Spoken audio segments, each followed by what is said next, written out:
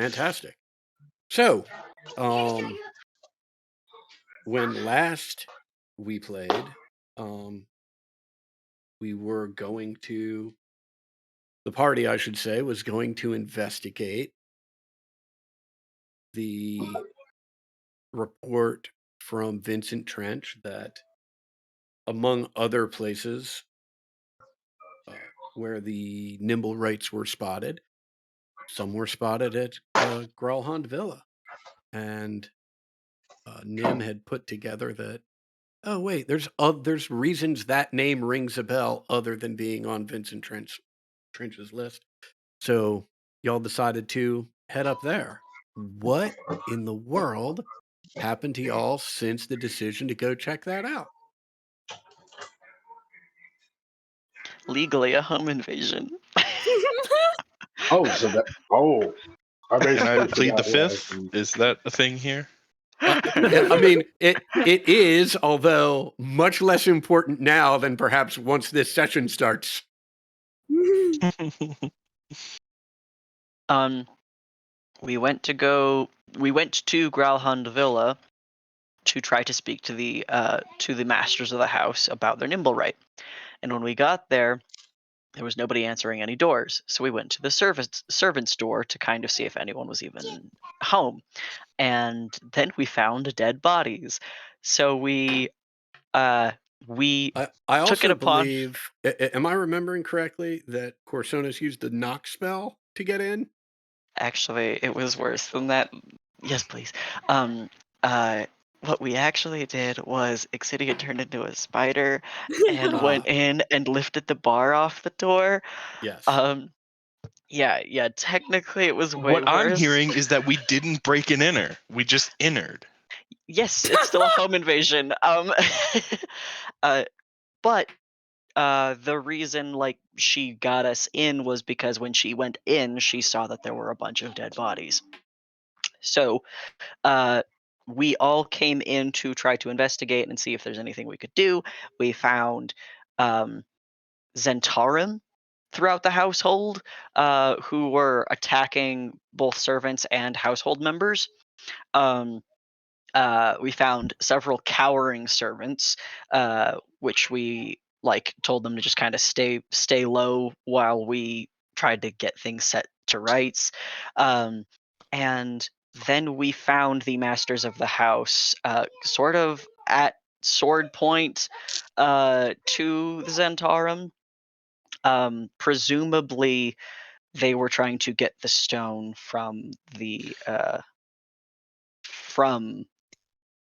I can't remember any of the names of the Growlhund household, but and that's where things got fuzzy because we all kind of split up into different rooms and different people were getting yelled at different things and different doors were getting closed. The only thing that I remember definitively was we were told, if you don't get the fuck out of here, you are going to be arrested for breaking into my home. And we said, oh, fucking fine, can we get our buddy who's locked in your other room? And we couldn't do that before the City Watch Griffins showed up and detained all of us. Excellent. Anyone have anything they'd like to add? Just that on record, Exidia did throw the first punch at the Growlhund guards. So it's on me. Yeah, I mean, look, things happened, and at some point, Growlhund guards were attacked.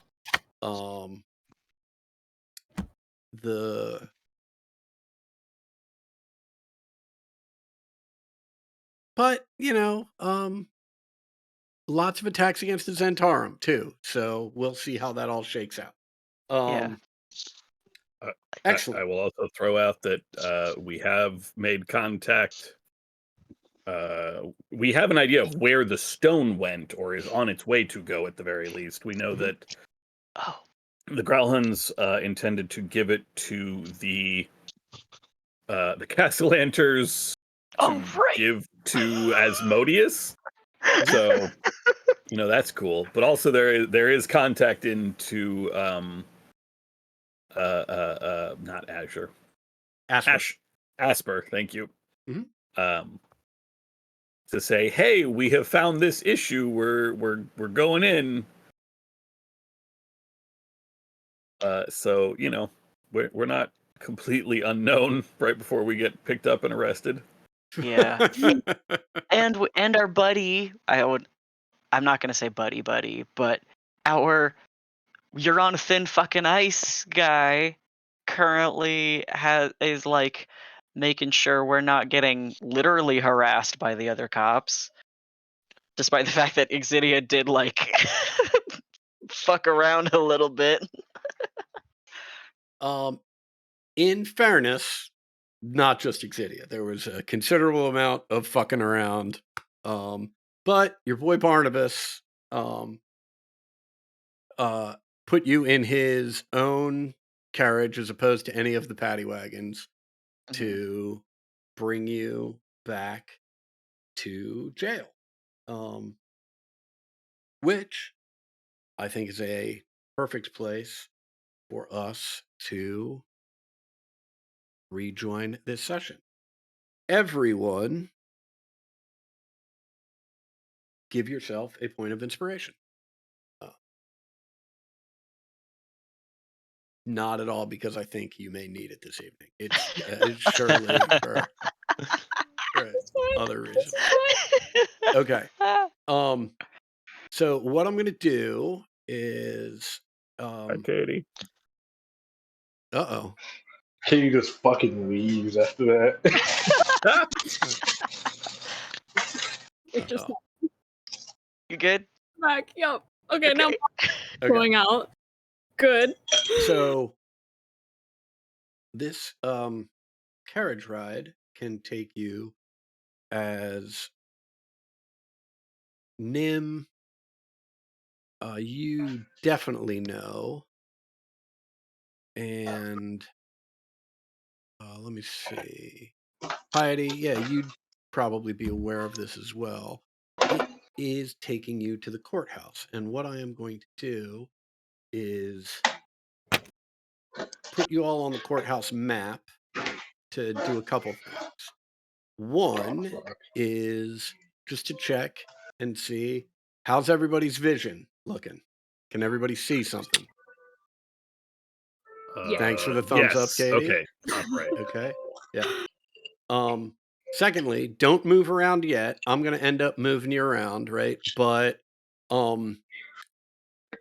I want to put you here both to check the vision, but also because I have absolutely no idea where this is going or what's going to happen.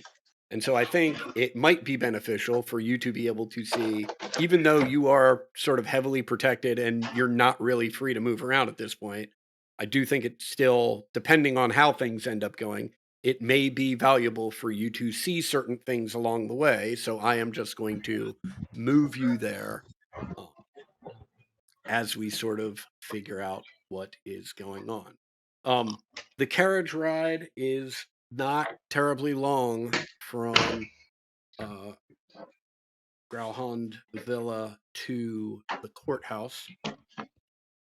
There's sort of a queue in front of the courthouse as you see various paddy wagons pull into this one little area where they're clearly unloading prisoners, and then the paddy wagons pull back out. And that's when Barnabas Blastwind's carriage pulls in, and you are all unloaded into the area that you see here. You can see there are a couple attendants in this area.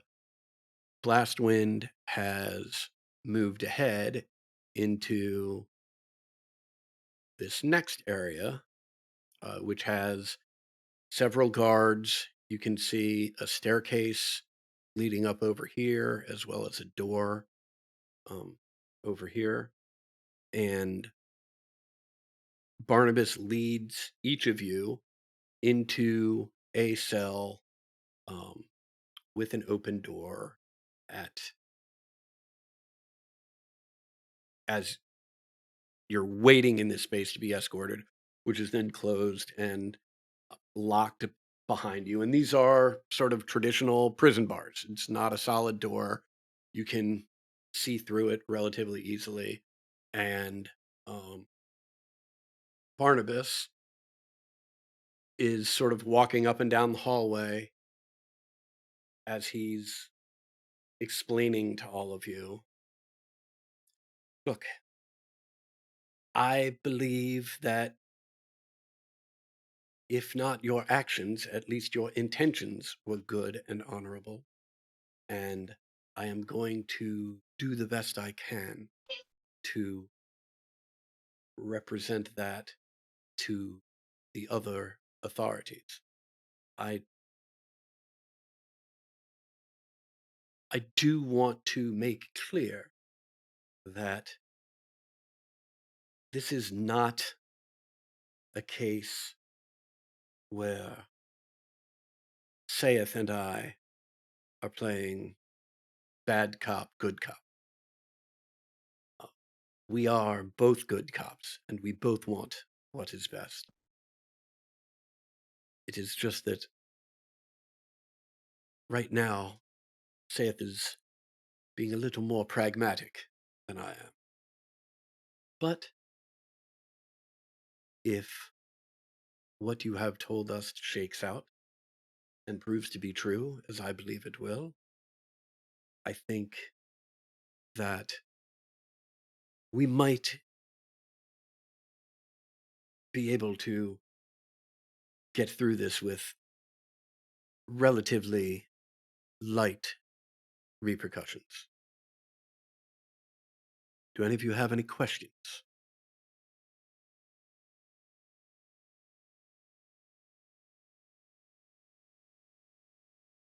You're not going to tell my ma, are you?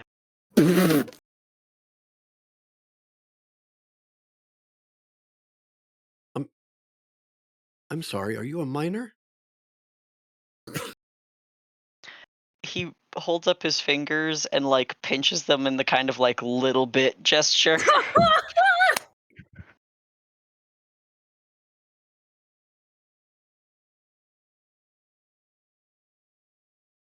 To be fair, I don't know if legally like what age he would be recognized as an adult, because he's definitely underage as an elf by like a Ugh. significant margin.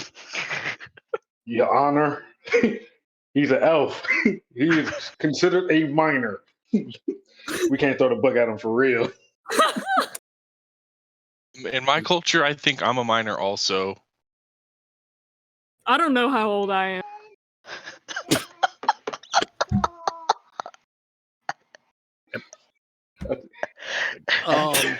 Kaz, you're an adult, right? Please tell me I'm not the only one. Oh no! If I'm definitely like a minor in health years, I'm gonna be honest with you, man. Corsonis just slumps to the ground. I've gone into business with children. I've taken children into fights. There's no way I'm going to be allowed to stay in Force Grey. I put children in harm's way. Piety, Piety, you're my only hope. I'm not a child. I'm not a child. I just like explore underground mines and stuff. I'm sorry, that was misleading.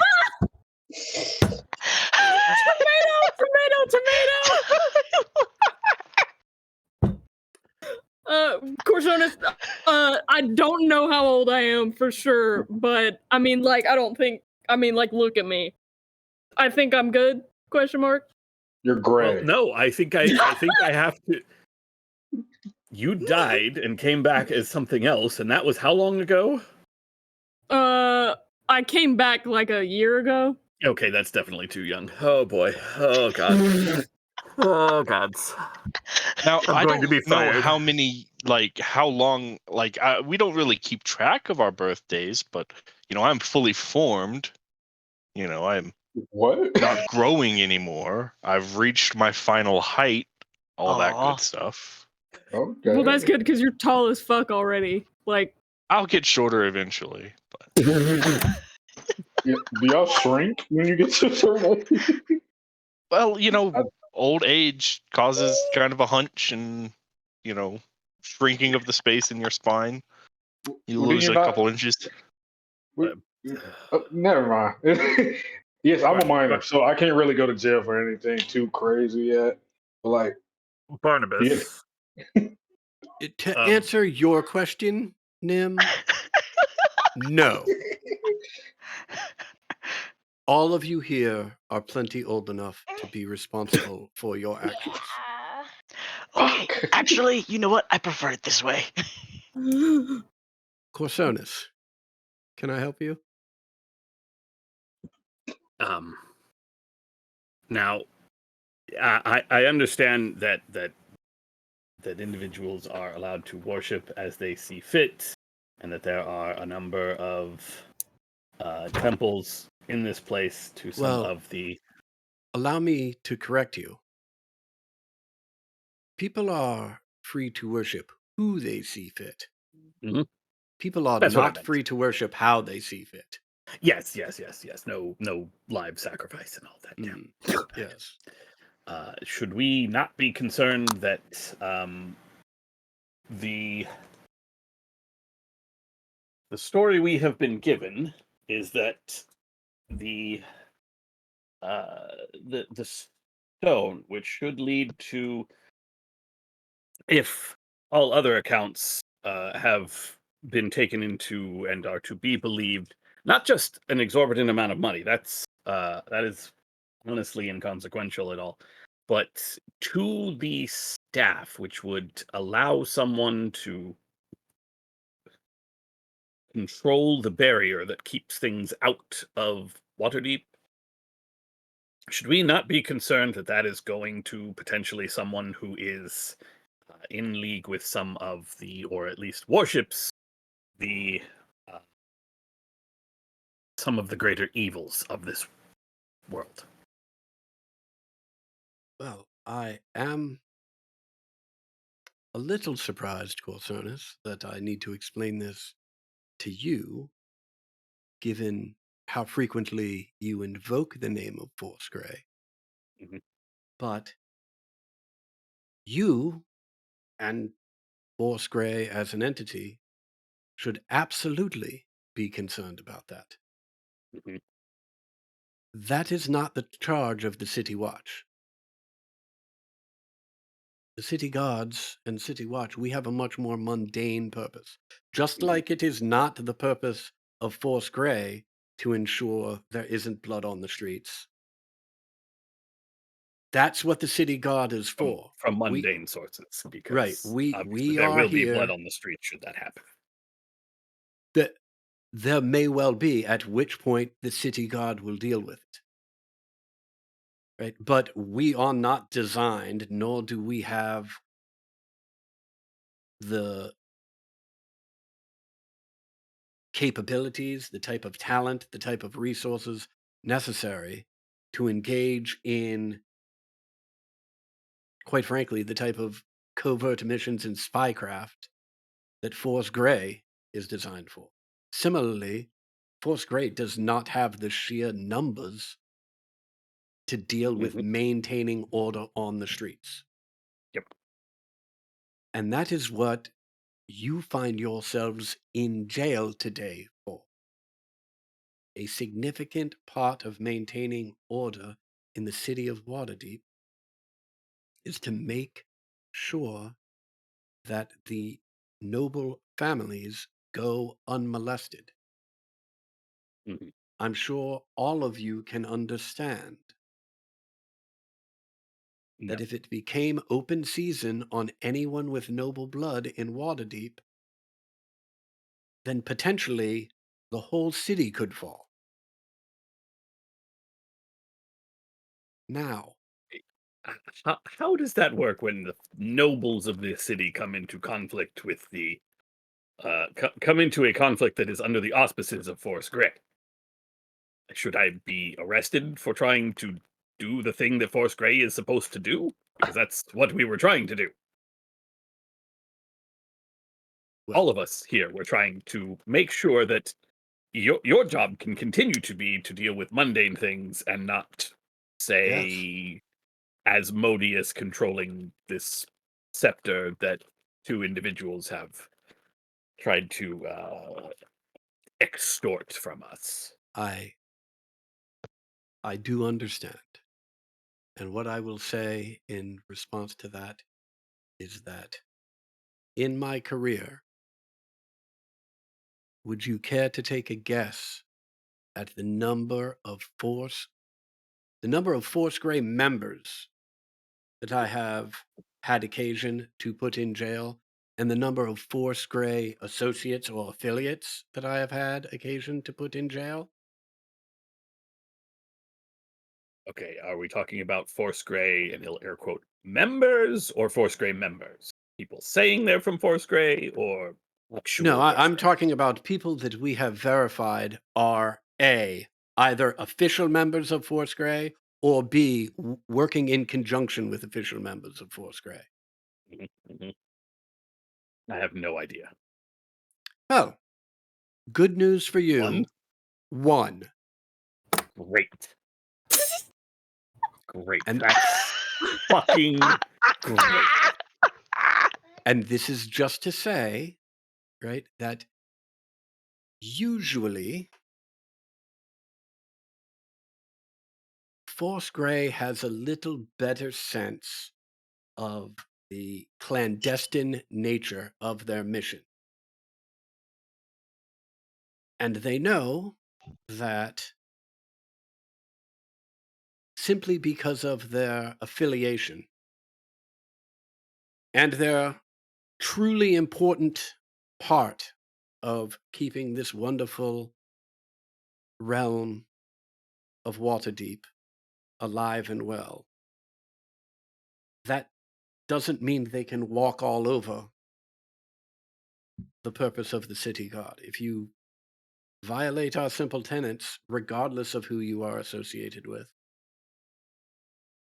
justice will find you all the same. Now, So the nobles are allowed to do whatever they want because should anyone molest them at any time, the city guard will make sure that anyone, including Force Grey, ends up in jail.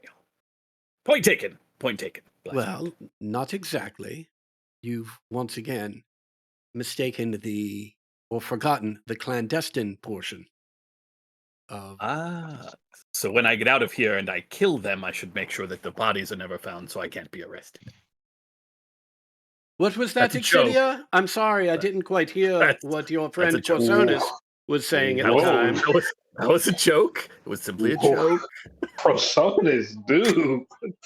Oh, I was just saying that like it sounds like the City Watch's job is not to protect anyone, but to just maintain the status quo and be a weapon of the upper class to control the rest of the city.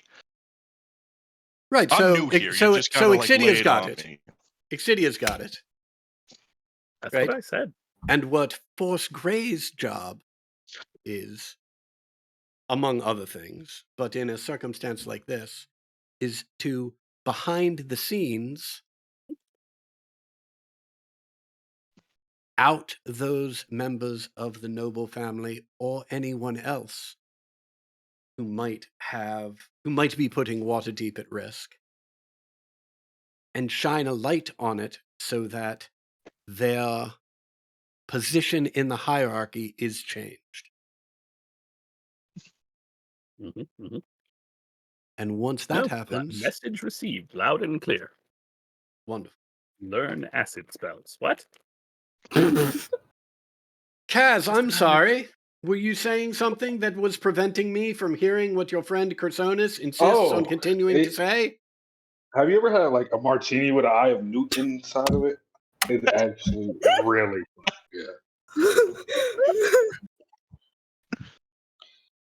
yeah. Come on down. You should try one when you let us out. When that happens, let us out. Okay. Oh, you put me on the spot here, man. There's a lot going on. So, I won't be calling any of your parents. Oh well, you can. Well, not mine, at least. Which is wonderful since I won't be trying anyway. See?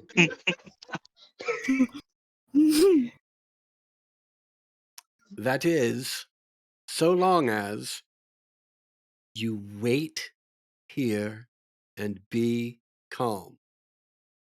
Let So if the I don't wait process- here, you'll try to call my parents? Because, I mean, I could tell you about where they are, kind of, but they don't really have any sovereign claim to me anymore. So,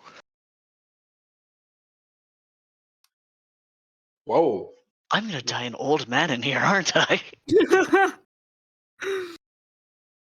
wait here and be calm and let me work the process. We have lots of witnesses to interview. We will get around to interviewing you eventually. If all goes well, I anticipate having you out of here in the next day or two. all right, you got 48 hours, and then I'm out of here. What?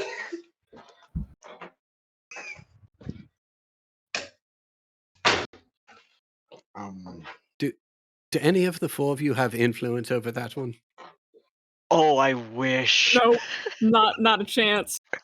I would never influence them. We I call her love a their strong personality. spirit. Well, Untamable. Look, you've asked me to wait. I'll wait.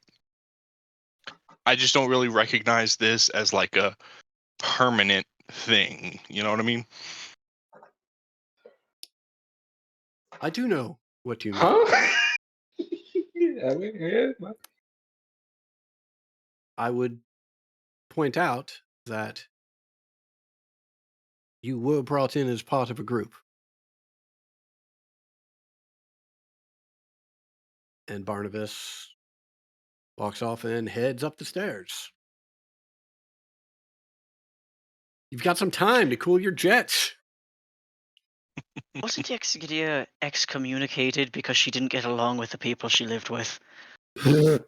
No, I was excommunicated for digging up some kind of like rift that caused a poison to rot the land that my people lived on. Oh, right. The Yeah. minor part of your backstory. Yeah, Don't we- yeah. Don't we get like one free sending spell or something? Like, I don't.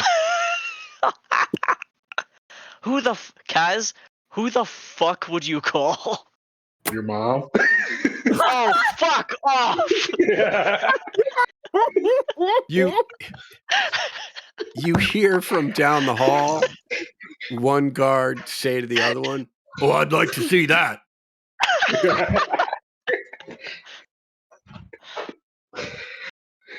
Oh, because we can't leave. So, oh boy.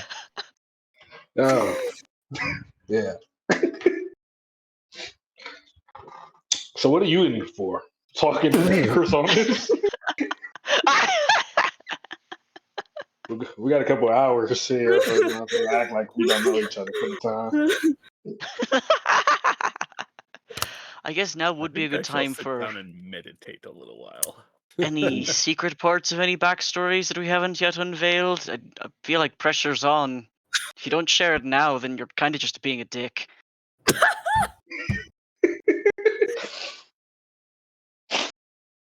Yeah, like never went to jail. Never. I'm actually extremely scared right now. I'm gonna be honest with you guys.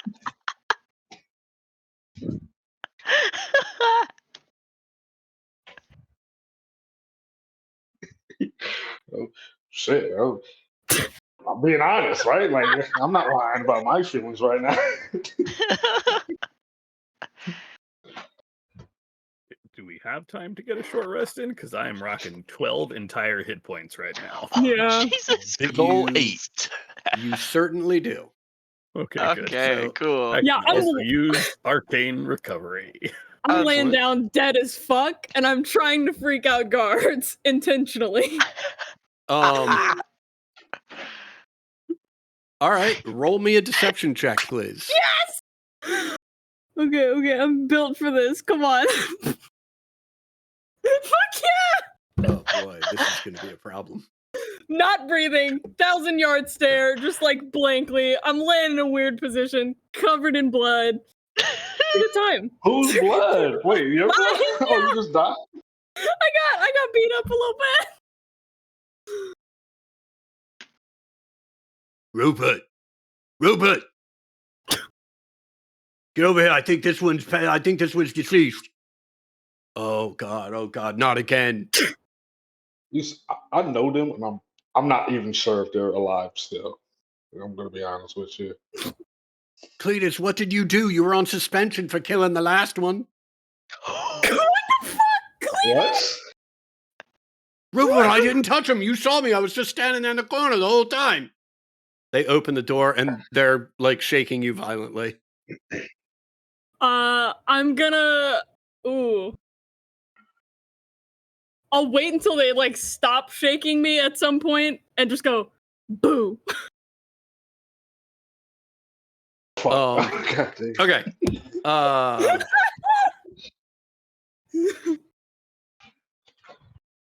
So here's what happens. Oh no. Rupert runs out of the room. Hey. Cletus has you lying on your back and has like grabbed essentially the front of your pants or your belt or whatever, and it's like continuing to like lift you off the ground a little bit, like in some weird effort to get you breathing again. Is just sort of Hey, quit! I'm fine. Look, oh God, I'm chill. We're good. Thank you. That was very, very kind. That was well appreciated. So I brought you back to life. Yes, that is exactly what you did. You should feel very proud of yourself. You saved a life here today. What's your name? Oh, I'm Cletus. Nice to meet you, Cletus. Is pushing you to the back of the cell and locking the door again, and he's screaming to Rupert. Oh, I saved that one. So does that mean my book's even? Actually, while he's saying that, can we request that like a different guard? Yeah, what the fuck was up with that? I know y'all heard that. That was fucked.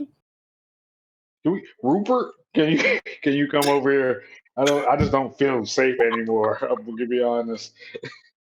You don't feel safe with Cletus? Is it I don't because like how you said that. Is it because he hasn't killed enough inmates? You know what? Is it because he hasn't killed enough inmates?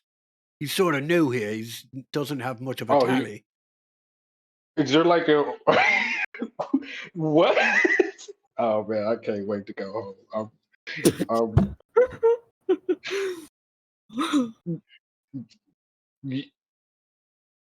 You're right. You know what? I keep Cletus. Oh my god, I'm about to start crying. Oh my god. Make me a perception check at disadvantage, please, Cass. Actually, an insight check at disadvantage, please. Okay. I roll it 2 times. Oh, that's in that one. I can't get any worse. Yeah, that's a problem. Okay. I'm just curious. Great. I don't like this anymore. Cletus and Rupert, the cell killers. Yeah, Cletus, if you want to try to get your numbers up, we could go a couple rounds.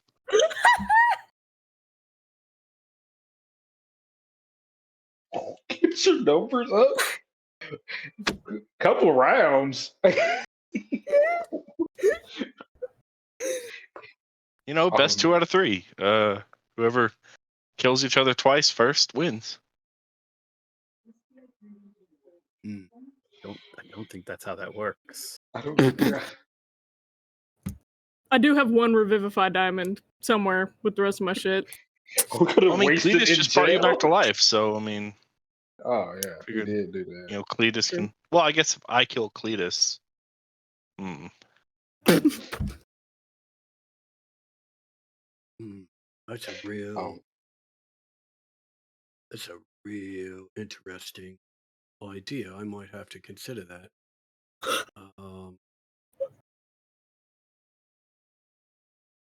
Let me think about it for a minute.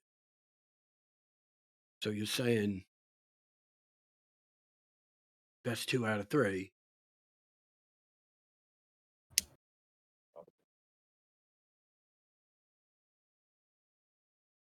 yeah. I mean, if you kill me twice before I kill you twice,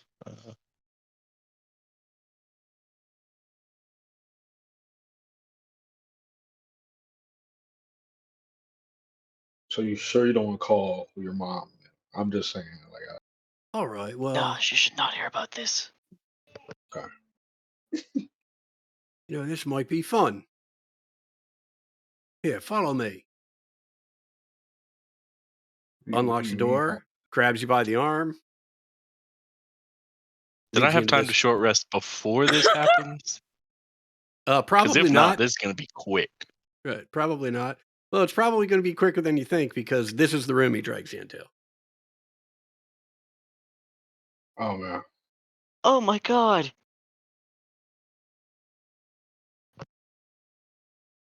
You sure you want to have this fight?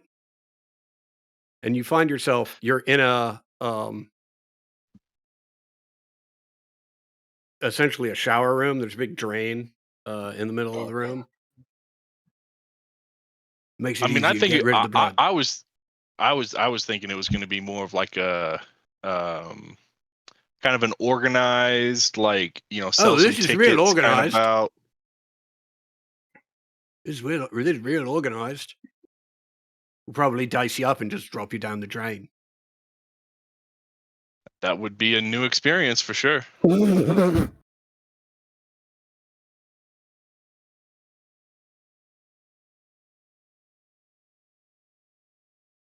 So you done fucking around? I mean, I thought we were both having good fun here, but you seem a little upset. Sorry for getting under your skin like that. I didn't know you were quite so sensitive. what's going on here? I'm working.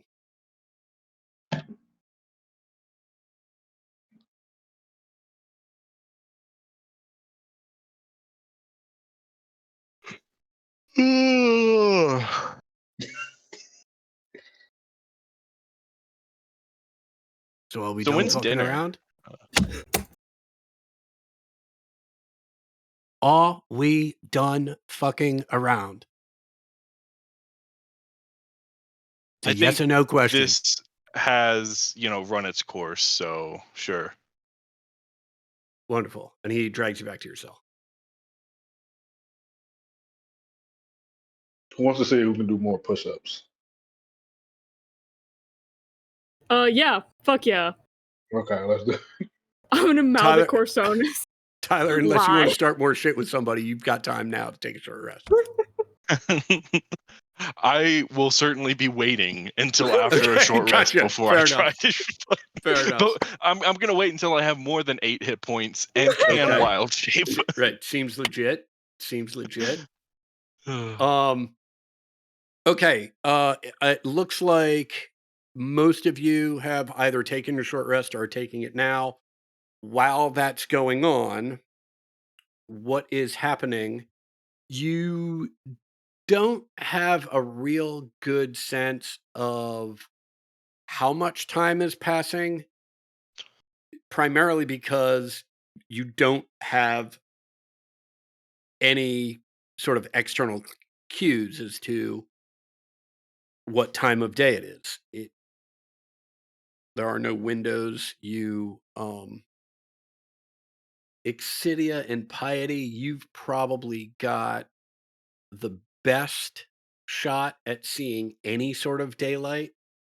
And that is because you've probably got a view of like down here. near the door to the carriage area where you came in, and every now and then that opens and you can see a little bit of daylight coming in. So you know that we haven't progressed into nighttime, which means it's probably been, safe guess is 4 or 5 hours locked here. While this has gone on, you have seen people. I know it's not really depicted on the map, but we're going to play fast and loose with that a little bit. At the end of this hallway here is a staircase leading down, which leads to more, you realize, leads to more cells. You make that assumption based on the fact that you see a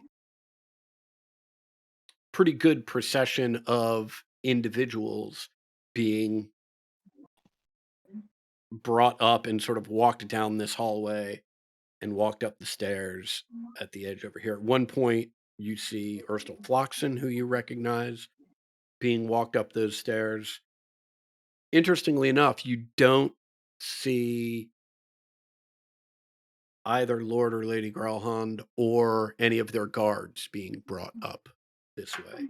So it is safe to assume a couple things. One is that their lower level is prison cells. Two, that the Growlhounds are not considered prisoners of any sort at this point. And three, this is more speculation, but you probably feel safe. It doesn't require any sort of check to put together that, hey, if there's a whole level downstairs that is jail cells, and there are these 5 up here that are sort of isolated and removed from the other cells, and Barnabas managed to put us up here, it's further indication that Barnabas is probably looking out for y'all. He's essentially not thrown you into general population and has given you your own space, although still on lockdown.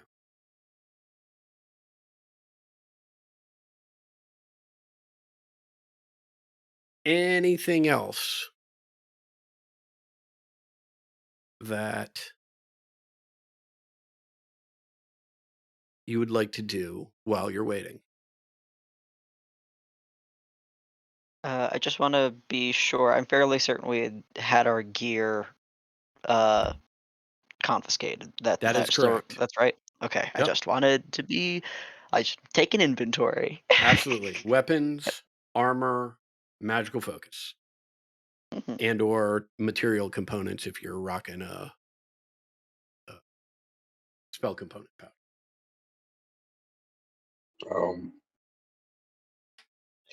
I need none of those things to return echo to me. Can I do that?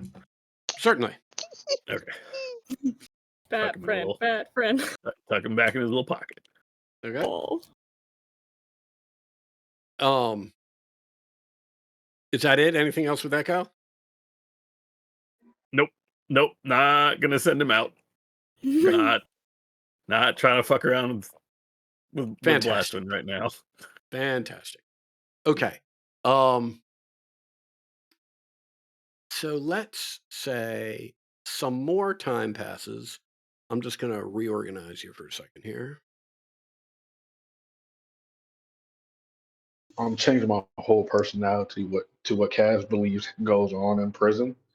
Okay.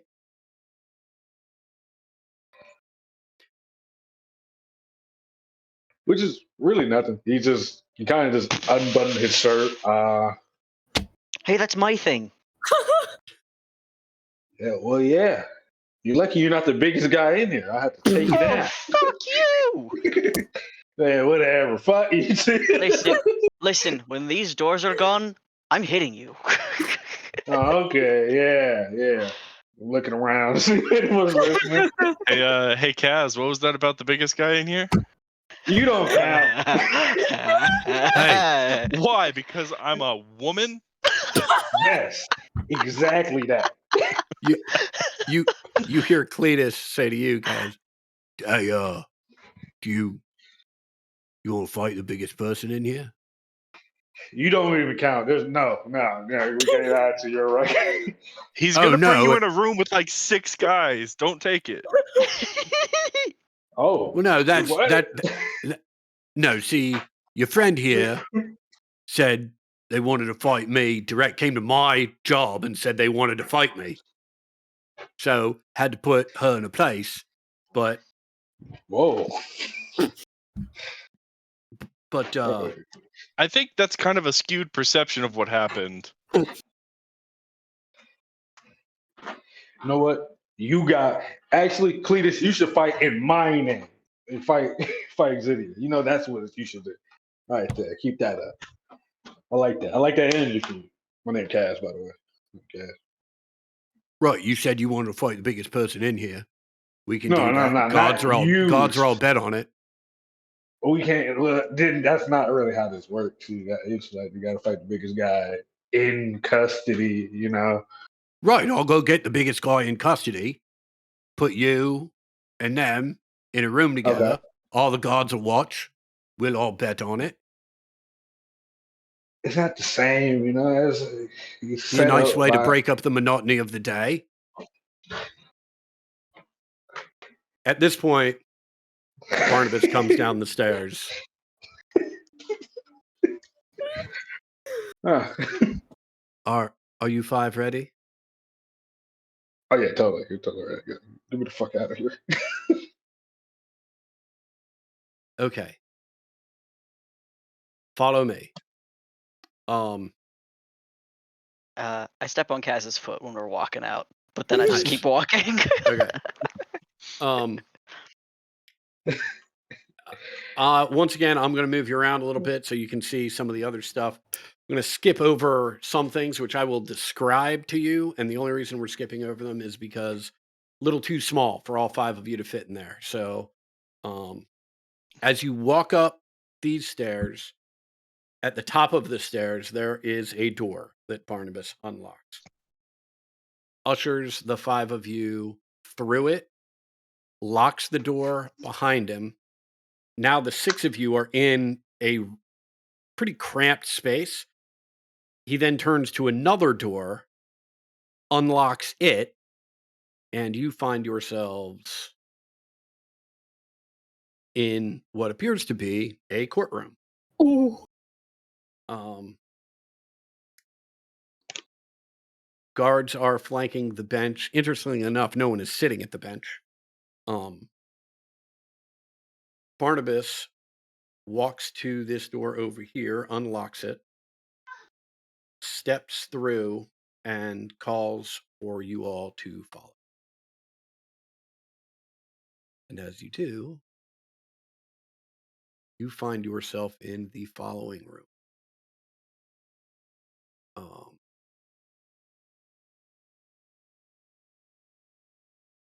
In said room are Saith and Barnabas standing against one wall, a judge sitting behind a desk, guard in the corner, and Asper and Mert are waiting in this room as well. The judge, Barnabas addresses the judge and says, well, these are the individuals that, as best we can figure, may have been somewhere in between the primary combatants at the villa. I'm sure you have questions you'd like to ask. And the judge turns to the 5 of you and just says, so, I've heard the story several times now. Why don't you all tell it to me again?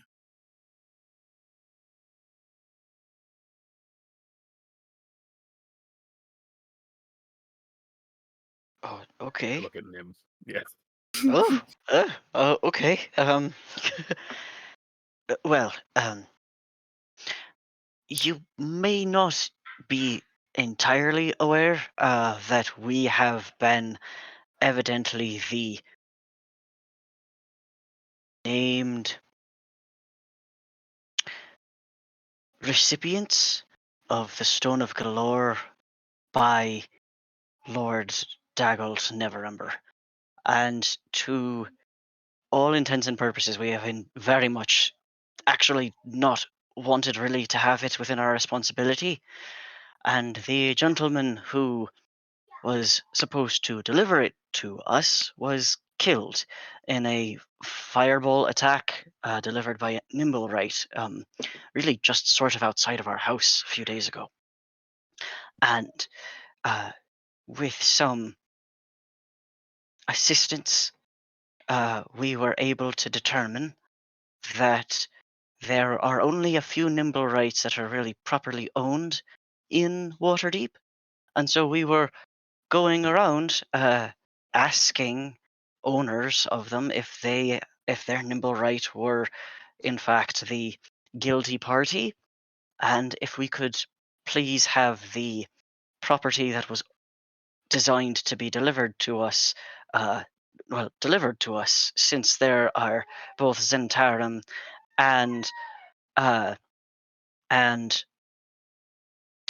Xanathar's guild and the Castellantiers, who have threatened us that if we do not have it and retrieve it and give it to any of them, they'll kill our families. Um, and so we've tried very hard to at least find the stone so we can maybe return it to authorities or something. And as we've been finding these Nimblewrights, the masters of house. Wait, gotta look at my uh, Growlhund. Growlhund Villa were some owners. So this morning we travelled to the estate so that we could speak with them directly and ask about their Nimblewright. And when nobody answered the front door, we went to the servant door.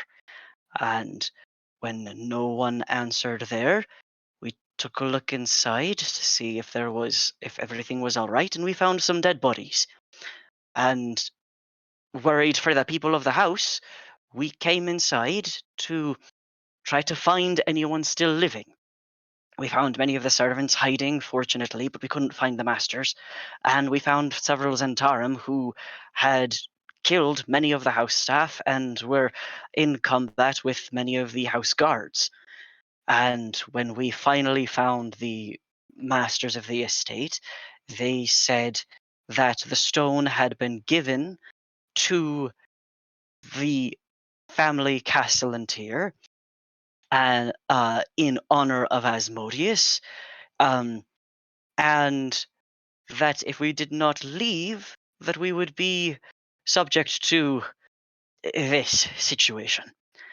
Only problem is that one of them had pretty badly taken up my friend Corsonis here, and we were trying to retrieve him before we did not want to be split up in fear that he might be killed. See, because the last time we were actually at the Castellanter's estate, they also had some home invaders that they requested we aid them in fending off, and we did. And the one survivor that they kept after the fighting had ended, they killed rather brutally. Stop, please. Hmm.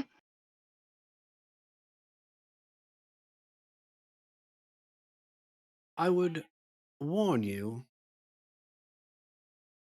not to accuse any nobles of crimes without significant evidence. Do you have further evidence that the Castellantiers murdered someone?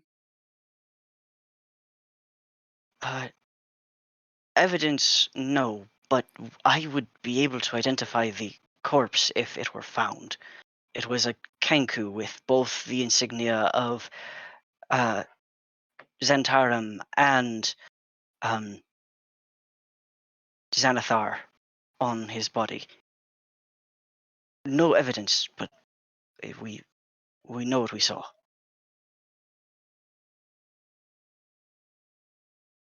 I would highly recommend that without evidence, you don't repeat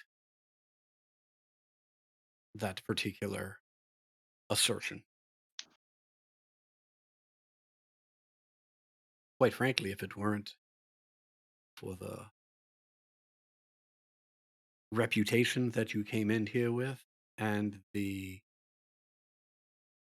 absolutely glowing report of your fellow Waterdeep business person Mert over there, well then, I'd throw the book at you just for making the accusation. Now, a few specific questions. You were at Grauhund Villa as part of your investigation into who in Waterdeep owned Nimble rights outright. Is that correct? Fair enough, yes. Were you invited into the house? We were not. We weren't sure if we had been heard.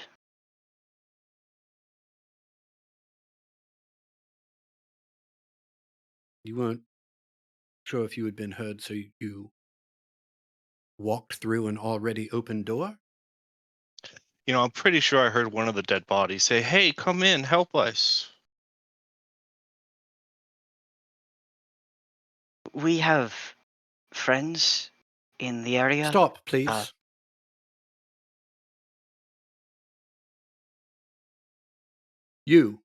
Did you hear a dead body speak to you? They made it pretty clear. That is not the question I asked. Did you hear a dead body speak to you? It was mostly body language. Oh, I'm going to fucking jail. Gods, please take that one back to his cell. And Exidia, you are escorted back to your cell.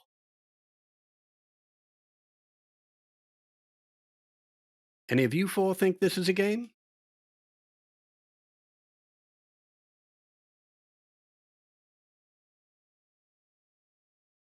No, That's a direct question. Do any of you four think this is a game? Nope. no, I don't. Very well. Were you invited in?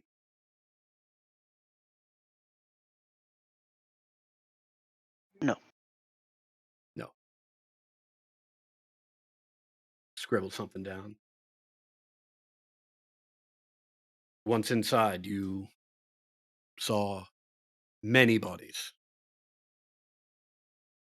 I believe it was 2, maybe 3, but they were butchered on the floor. And the first live bodies you encountered?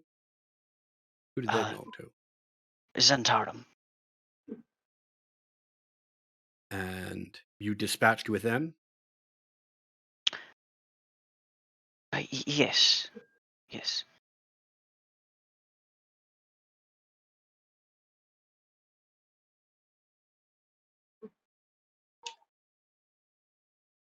And after dispatching with them, what happened? We began looking for survivors.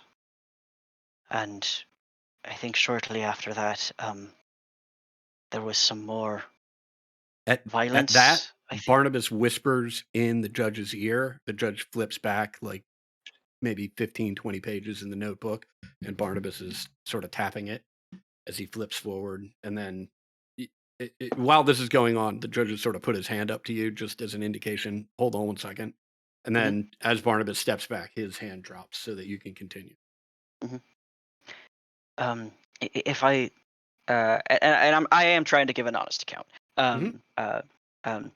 If I remembered it correctly, I think the next people we encountered were house guards who were under attack by Zentarum. We aided the house guards, and following that, we were trying to find again living people of the household, and found the house staff or within the servants' quarters.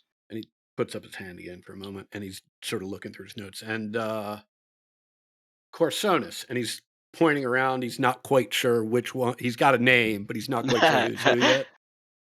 Raise my hand. You had a direct interaction with this Floxen character? Correct, yes. And what happened there? Floxen was holding Lord Lord. I have forgotten their name already. Growlhund? I'm sure I pronounced it Growlhund. wrong a million times, but we're just going to roll with it. Floxen was holding Lord Growlhund hostage, weapon to his throat. He was upset, to say the least. We had a brief conversation in which Floxen convinced, extorted, intimidated, threatened, by Katie again, the Lord to explain exactly what had happened to the stone that was meant for us, that they had acquired via their murderous Nimblewright.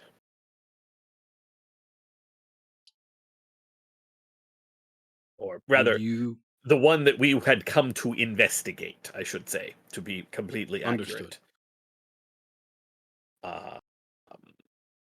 The Lord then admitted that they had the stone, but that they had betrayed the Zentarum.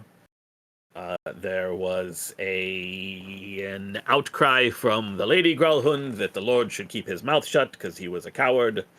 But the Lord did admit that the stone was instead on its way to the Castellanters instead of being delivered to the to Floxen and the rest of the Zentarum as they had agreed to do. Meaning they had acquired it, yes. Flaxen insisted that he should be allowed to leave. At the very least, his life should be spared by us that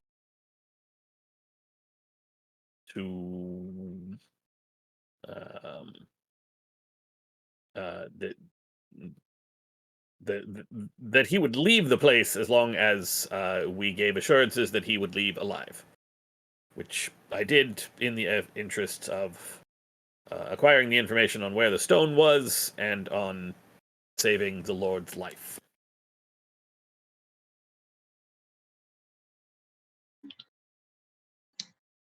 Very well, and while you were saving the Lord's life, your compatriots, having assisted the house guards in eliminating the rest of the Zentarum, what happened then?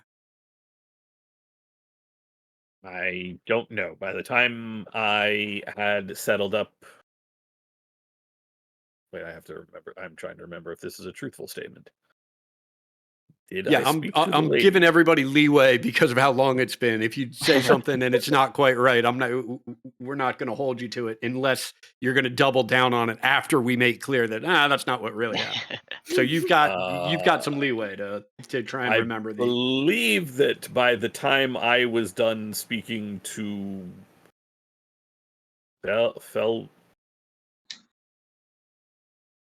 his name just left my brain. Felwick. Felric? Nope. Felric is Are you talking about Lord Grelhond? no the guy that was holding Growlin hostage. Erstal Floxen. Floxen. By the time that I had finished my conversation with Floxen and the Lord, by the time we exited the room that we were in, the city guard was upon us all. I don't believe that I spoke with the lady. You would have to. Right. So you two, he's flipping through his notes again, and he's pointing to Nim and Piety. You two with the you, Kaz. Yes, you were apprehended outside, so you don't really know what was going on inside. You two, well, Qualsonus was negotiating for the life of Lord Gralhond. What was occurring after you helped the house guards defeat the remaining Zentarum? Well, Lady Growlhund made it clear that the City Watch would be arriving. And we assumed, given the situation, most of the threat had passed. However, the door to the room that Corsonus and Lord Growlhund were in with Mr. Fluxen, who at the time we had only seen him holding the Lord hostage, the door had been shut, and the house guards had moved to blockade it. And I believe my friends included, were deeply worried for our friend's safety, and were trying to get him and leave. I put a couple of them just to sleep. They would. I understand again, property defense, private police force, but I have, and my friend Piety here, many marks, um, uh, many blades through us. I I understand that this is more personal, but it was never an intention to harm the household staff, but worry for our friend, um, as that would have caught any of us in combat with any of them. Uh, we did not come with the intention of bringing them harm. We were worried for Corsonus. Well, this is an interesting set of circumstances we find ourselves in. And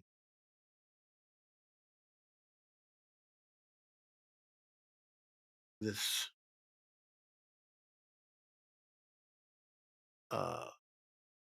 sort of graying halfling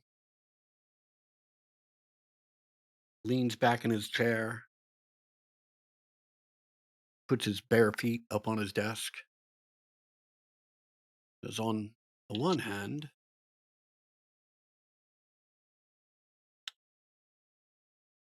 we have you fending off a rather large number of Zentarum that have clearly invaded a noble house, Growlhund Villa, with intent to do harm.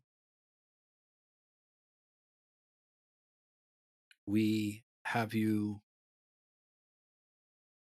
not exactly rescuing the innocent house staff, but at the very least, trying to keep them hidden, and by taking the fight to the Zentarum, trying to keep them safe.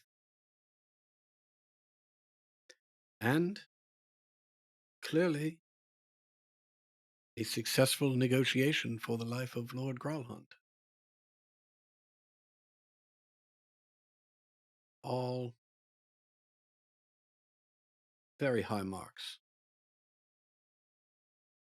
in your favor. On the other hand, you broke into a noble house. Once in that noble house, and after having dispatched the threat, you then took it upon yourselves to attack the house god.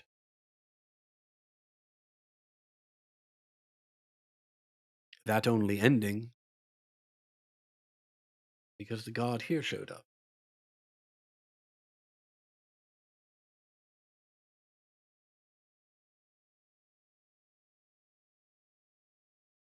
And finally,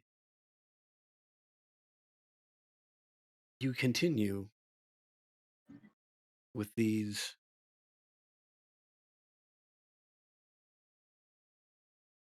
outlandish and rather immaterial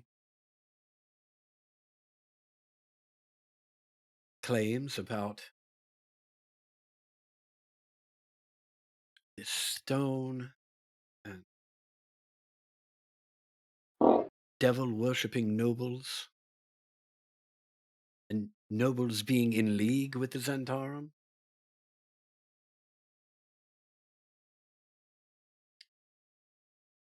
Which, besides being immaterial to what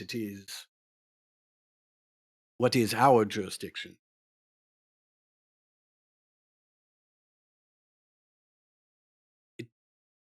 some of it's so outlandish that it makes me doubt whether these other facts could possibly be true. This being said, if any of that information is true, and he turns and he's now staring at Asper,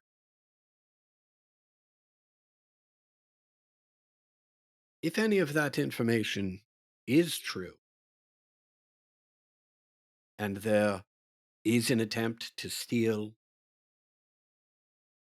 what is rightfully the property of Waterdeep,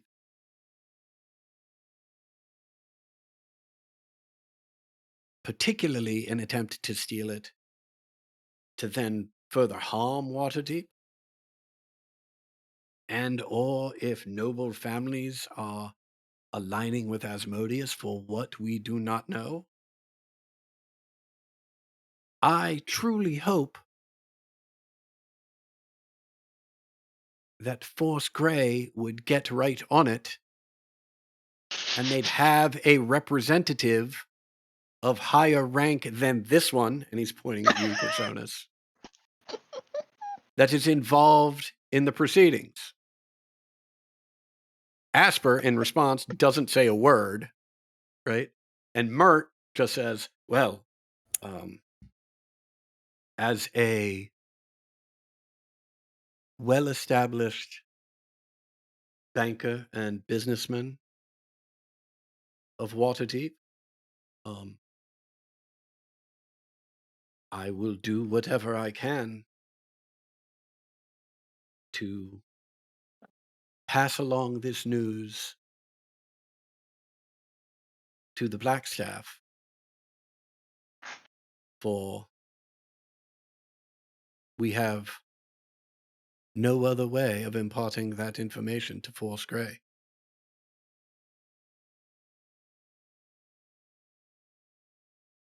Asper has a shit-eating grin, and the judge just goes, right.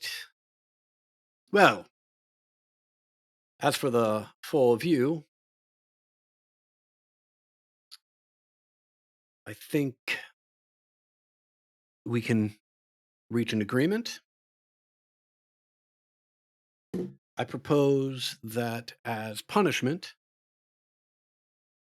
you spend the next 10-day doing the following. In the mornings, you will go down to the dock ward.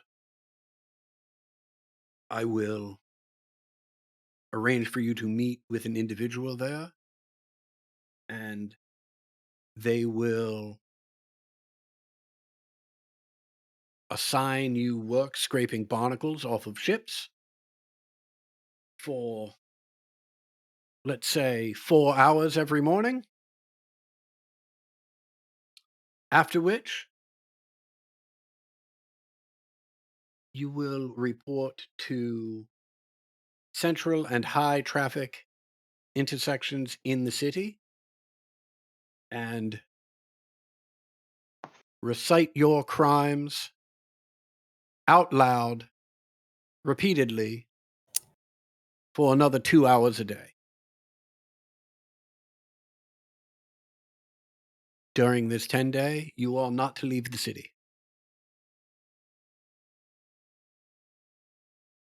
I believe this is a fair adjudication, given the circumstances you find yourselves in. And you may either accept it, or we can go to court.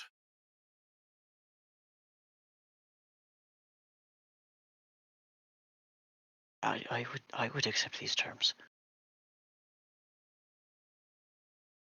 I'm sorry. How many hours are we? 4 hours of service, 2 hours of. Recitation for the next 10 days. I beg pardon, but the Zentarum have made it very clear that they know my mother, where she is, and I'm deeply concerned for her safety in that 10-day. Oh, Is there? you do not have to worry about the Zentarum. I'll take your word for that.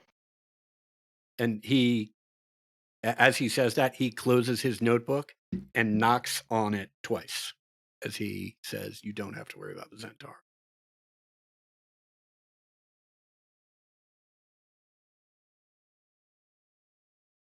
Are the four of us in agreement? Yes, sir.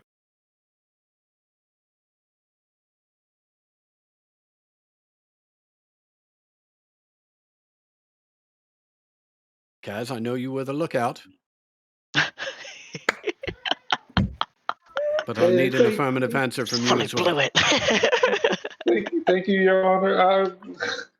I'm all for it. I'm like rubbing his back and like patting him. I also love how Kaz went from, yeah, I gotta be prison Kaz. Like, I'm gonna show everybody, right?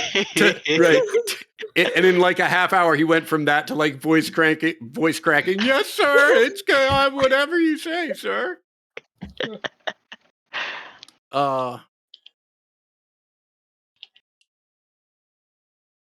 Barnabas, Mert, you'll have them sign the appropriate papers and have them on their way.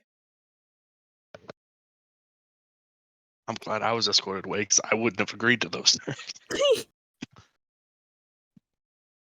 See, this is why you're not I in don't fucking know room if Tyler now. was supposed to be muted during that or not, but that was really funny. Well, I mean, we'll see what happens. Barnabas and Mert and Asper. Those terms were given to the four of you. Right, they were. Explicitly. Absolutely. Right. Yeah, you have not, you've been in jail.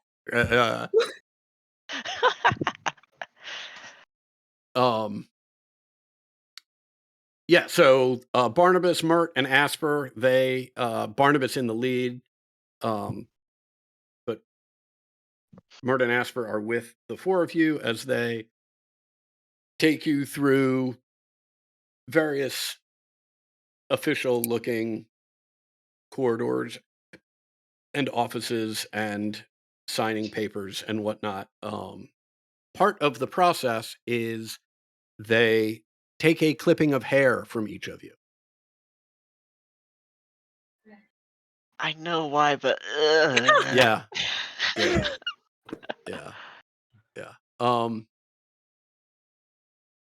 And you are told to report back in 10 days. I will have the name of the individual you are supposed to contact shortly. But prior to doing that,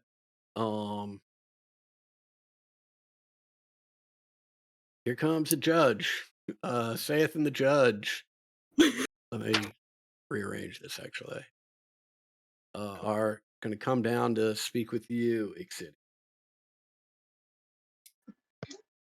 Oh, thank God.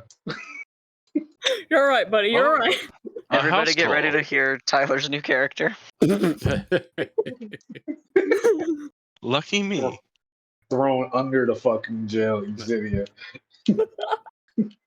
Are you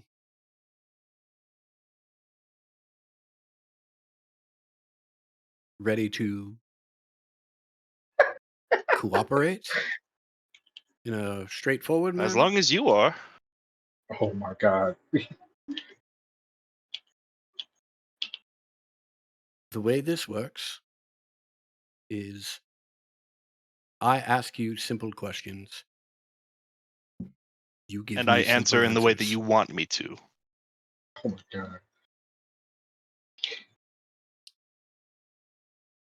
Ixidia, you're going to be spending the night in jail. And while you are here, what I would like you to consider is that your fate is no longer your own, but is intertwined with the 4 other individuals that you came in here with. For we believe you to have engaged in this activity together as a criminal enterprise. So, the good news for you is that your 4 friends or compatriots or cohorts or however you choose to define your association, they have chosen to show this court some respect and answer my questions as honestly as they were capable of doing. Without insinuating that a noble house was at all evil. And as such, we've reached agreement, and they are currently on their way back, presumably to Troll Skull Alley. Well, that Now, is great to hear. I assume I'm here now for some sort of insubordination, which, seems like that would be separate from whatever you've got me grouped in with them for the other things. So sorry, I'm just trying to parse your ridiculous legal system here. well, that's where you're mistaken. You don't need to parse it. You're not in charge of it. You need to Yes, obey but you it. expect me to respect it. No, I expect you to respect me, and I expect you to obey the law. My role Okay, I in don't believe this, I've broken any, universal laws of any sort, just the ridiculous ones that you seem to hold. if you cannot obey the laws of Waterdeep, you cannot be allowed to remain within Waterdeep unless it's under lock and key. I'd be happy to leave this place then.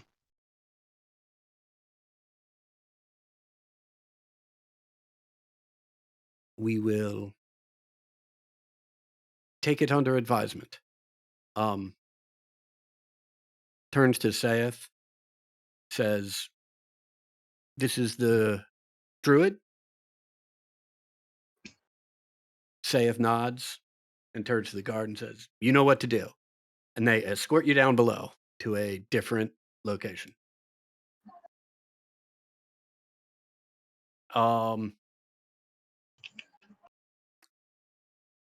At that, let's take our 15 minutes. Sound like a Okay. plan? Okay.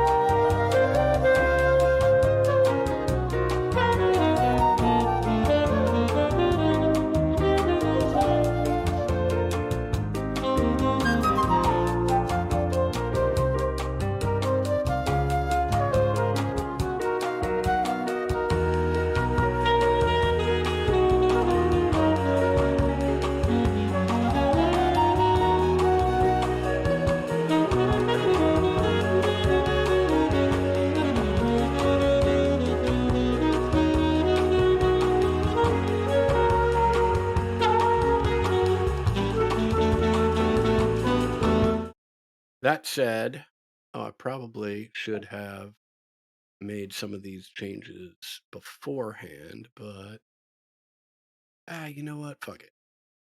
What, like Tyler's new character sheet and token? No. Yes. We will see what how that story works itself out. It is, I believe the word for it is complicated. All right. That said, yeah. The four of you have left the courthouse, so I will delete you from that map. The only one left is Exidia. You have been taken You go, down girl. into the lower levels where you find yourself. The judge has left. You are now just with Saith and a couple guards. And Saith explains to you, magic won't work here. You should try and borrow some of that good sense that your friends have and just learn to play ball. But you'll at least have a night to consider your options.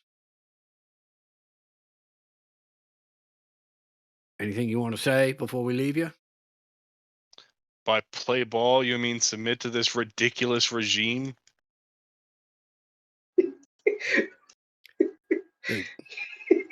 Things are looking great for you, Exidia. Good luck. And yeah, they leave you down there. It is a small, dark, dank place. However, it is very well guarded and very well run. So you are unbothered over the course of the evening and are able to get a long rest. While all of that is going on, it is probably, say, 9 o'clock at night, we'll say. Sure. And the four of you find yourselves back at the haunt. I accidentally did not add her in, so let's add her in right now. Great.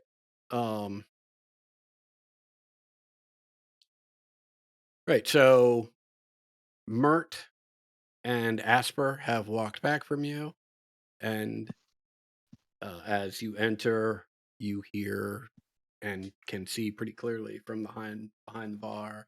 Oh!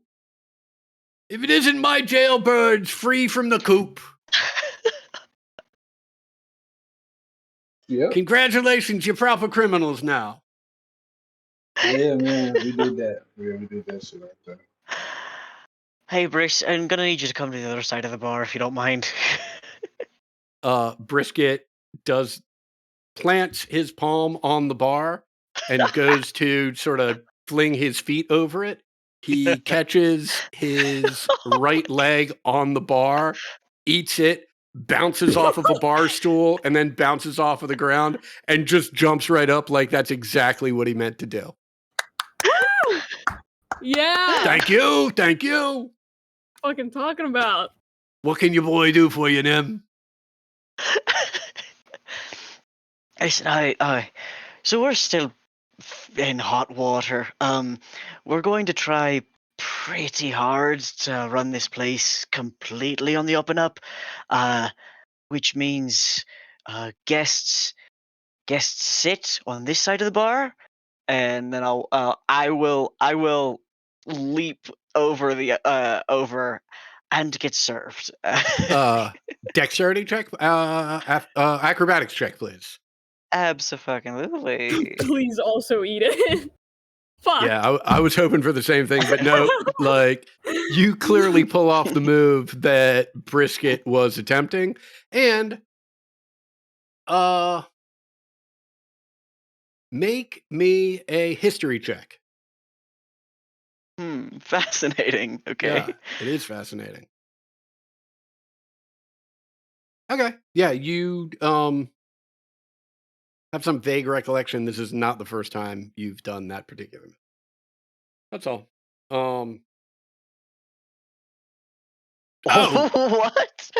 so you're just saying, wait, I don't understand. They said that the haunt's in trouble? If by that you mean us, and he'll like circle his pinky around uh around the people who've just walked in. Um, we're going to need to make sure that we're performing up to code and all. Uh, no more no more serving underage. Um, and he like like looks fairly directly at Cass. And we also need We're, to I don't know. half of us are minors here. Look, Should we get rid of ceiling darts? I mean, it feels unsafe, but I don't want to. Oh, no, Oh, that's It's not part of hey. the Just- charm.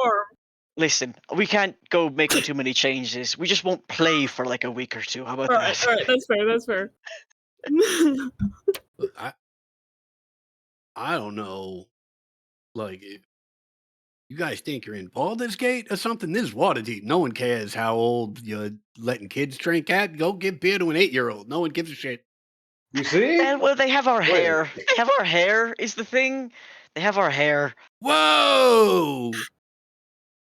You let them clip the locks? We sort of had to, and I will pull out the lock of hair that I definitely know has been cut out of my own hair. Oh, you guys are proper criminals now. I like it. I don't think my hair grows, so that shit's just gone. Like, that's over. Look, Piety, I got a line on someone who's great with extensions. Really? I mean, Yeah. I could just buzz it and just get into wigs. Oh, yeah. Yeah. Yeah. You see the vision? I'm seeing the course, vision. I'll make a run over to Wilma's, let her know she should be expecting you. Hell yeah. So what's the plan now, team? Serve our sentence and hope Exidia doesn't get killed in prison? Uh-oh. Yeah, there is only 4 of you. Well, that seems like a problem. Wait, what is your sentence anyway? Community service and public shaming? Neither of which I've any intention of doing. Why? I'm doing it. I'm scared. I don't want to be scraping barnacles off boats because that's why I quit both of the last jobs that I had. I had more than that, but 2 were specifically because of the fucking barnacle scraping shit. We do not have 10 days to wait and do this before the stone would end up in the hands of Asmodeus worshipping bankers who admittedly own a sizable portion of our debt. But I get the feeling that if we take the time to wait 10 days before continuing our investigations, that, well, that debt is going to be rather the least of our problems. Yeah, but sure, but can't we just dedicate the first 6 hours of our day to just doing the thing, just because we could still then serve a life in prison if we get caught? I don't know. I just think that we can do both. We can do both, right? We could. Whether we should is entirely different. I think if we can resolve this whole stone situation and the treasures, the dragons that are supposed to be behind it, I think once we have retrieved, we can do this as long as it takes for Exidia to return to us. But once we have Exidia, all bets are off. I listened to everything they said. I have learned the game. It's not a matter of not doing certain things. It's simply a matter of not getting caught doing certain things. Sure. But hear me out. Part of not getting caught doing things we're not supposed to do would definitely include doing what we've been asked to do, so that when everything is Right up said and until we done. have Exidia, and then we can, the five of us, go back to actually saving this godforsaken city. No, the problem is that Or I could even just leave and let this place burn to the ground, but I think that might have wider implications for all of Faerun. even if Exidia is out tomorrow and we were able to find everything we needed in the Castellanter's estate tomorrow, we're still being punished for breaking into a different noble's house. Mm-hmm. And it doesn't matter if it was justified. We're still going to be in trouble for having done that. And if we don't serve our sentence, we're still going to be arrested for it. But you see, if we can prove that they are in fact in league with the idea of a demonically worshipping entity, as Barnabas, no, not Barnabas, maybe it was Barnabas. Yes, it was Barnabas said, there could be a change in their station, and then we have no longer broken into a noble's house. We have broken into a schmuck's house. And, well, the guards don't care if you break into a schmuck's house. Waterdeep has shown it doesn't really care when you break into a schmuck's house. You might get a slap on the wrist, you might get a small fine, but if the nobles are disgraced,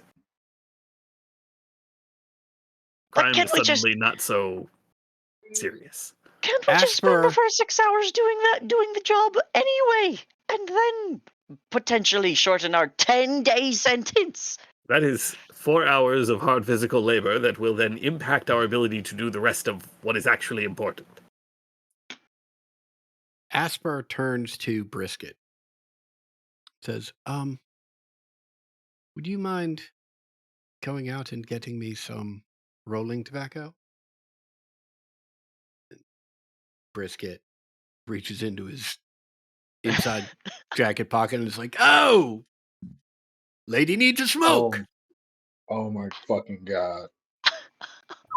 I'm sure, gentlemen. Right. And Asper, without looking at it, says, I do not like that brand. Could you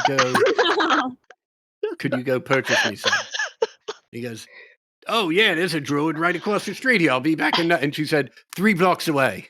There's an apothecary 3 blocks away that I want you to go to purchase some rolling tobacco. And he goes, oh. And he does that thing. He points at his own eyes and points at her eyes. I see what you're saying. I'll go get you some rolling tobacco from the apothecary 3 blocks away that definitely has a brand they don't have right across the street. Got it. And he, with a shit-eating grin, just happily walks out.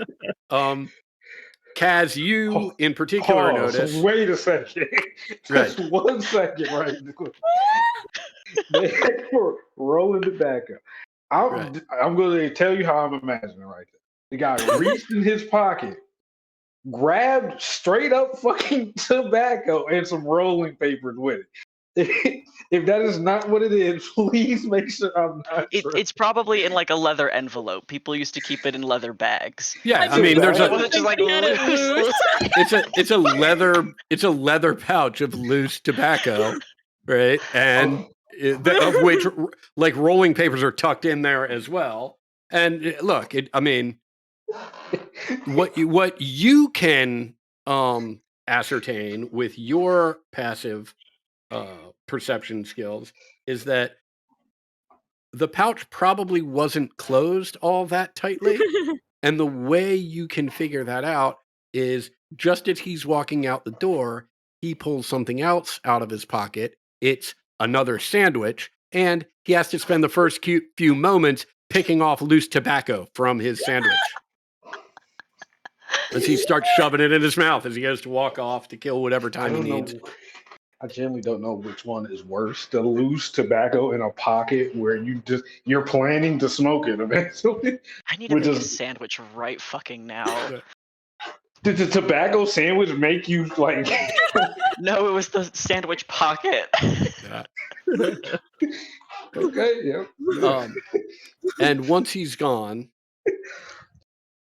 Asper, to the group, but primarily to you, Corsonis, is like, well, it is wonderful to hear that you are fully embracing the methods and have gained a true understanding of the way that Force Grey operates. However, I must say, part of being clandestine is not calling attention to yourself. And unless you can figure out a way to not show up at your sentence without calling attention to yourself, although it will be a pretty big time suck, I'm afraid I have to agree with Nim here. So it's just kind of waves a hand dismissively. I will play along as long as I have to. The point is, I will not do one more scrap of work more than absolutely necessary. Oh, are you fucking The kidding me? the offices can pretend that this bullshit of scraping barnacles and reciting my crimes is some sort of punishment. They can pretend that this is going to perhaps prevent me from doing it again or prevent someone else from doing my crime. This is all about shaming us, and I have no shame in doing the things that I have done to protect a city that, quite honestly, I kind of hate now. As far as I'm concerned, Waterdeep can burn. If it wasn't for the fact that I'm already up to my neck in this situation, I would go home. I have apparently caused, well, not myself, through this whole methodology, through this whole nightmare situation that we have all found ourselves in, apparently Hersham has sent something to my home. So I have come seeking help. I have gotten not only no help, I have made things for my home worse, to stay in a city and help a city that is, quite frankly, awful. So, I will play their game absolutely only as long as absolutely necessary. I think we simply have different understandings of how long necessary is.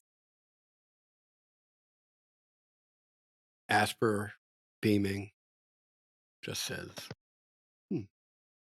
spoken like the Black Staff herself. Shall we, Mert? He said, of course, dear. They are off. What was our sentence again? Cleaning barnacles and what? Scraping barnacles and professing our crimes in the street corner, which, by the way, is going to go over way better for some of us than others, which I only mean to say because some of us have had the opportunity to work at the docks before, and some of us are going to be faced with their parental figures when we show up tomorrow. So, if we're going to talk about as little possible labor as physically capable and still performing to task, don't worry, I'm way ahead of you.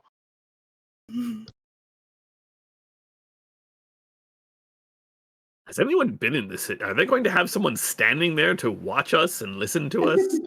Yes, that's the whole thing. Mert has given all of you indications that you are to report to Morana Huldark tomorrow morning, 7 a.m. Let's make it 6 a.m. Fuck you, Adam. Yeah. File that name right under enemies. Yeah. Morana Huldark. Yeah. It's funny. Like, I thought to myself, okay, what's early? And I'm like, well, 7 a.m.'s early. And then I was like, wait a second. I wake up at 7 a.m. Fuck that. 6 a.m. That's funny as shit, actually. When do I get up? Make it an hour. Yeah. Yeah. What would be Fucking- agony to me personally? Well, and I also just want to be clear. My natural bedtime or my natural waking up time is way after 7 a.m. But since having these cats, like, that's no longer an option.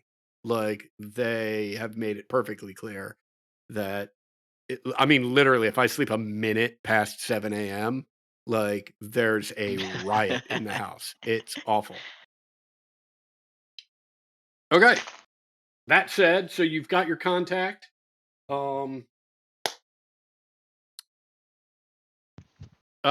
Brisket shows back up. He informs all of you that hey, I gave that classy dame and a husband chewing tobacco, or no, rolling tobacco. They seem like a nice couple. I hope they make it.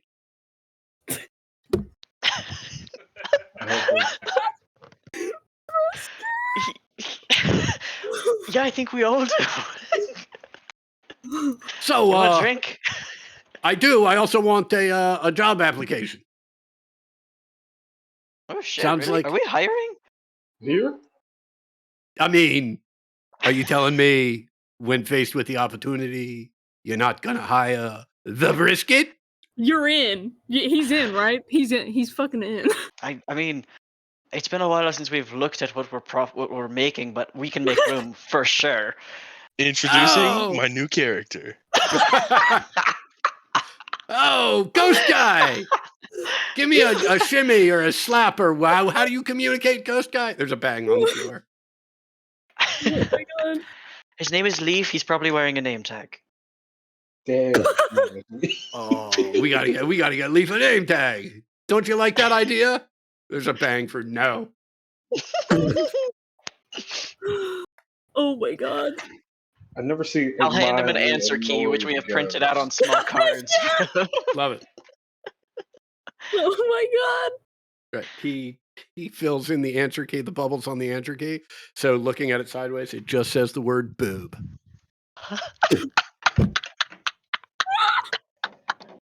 Brisket or leaf? Oh no, that's definitely brisket. He hands it back to you. Oh. Just nailed it. I got you, Leaf. Oh. Nailed it. I was gonna be so disappointed in leaf for a second. No. Right. Leaf might be spectral, but gentlemen.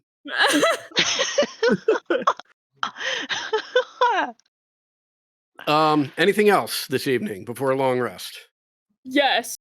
Yeah, hit me. I don't know if this will work, but I'm fucking trying it. let's I do it. have my very good friend Exidia in my speed dial list. Cool. If I can contact her, I'm just gonna shoot the shit with her all night. Like, wanna play 20 questions? You bored yet? What's happening? Right. Unfortunately, that fizzles out when you give it a shot. Oh man. I'll call Corsonis in like the room over. Awesome.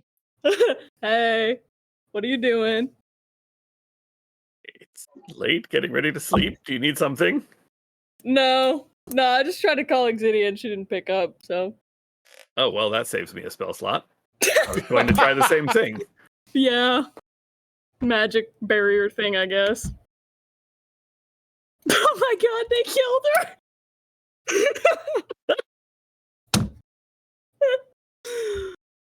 As all of us now just full on no longer believe in death. Like, well, piety came back. Clearly, Exidia will be back. She's fine. She's gonna be like gray pink now. It's fine.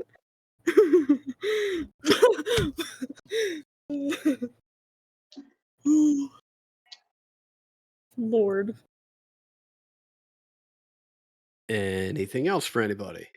I could have Echo try to find Exidia's cell. I mean, drop paper notes in.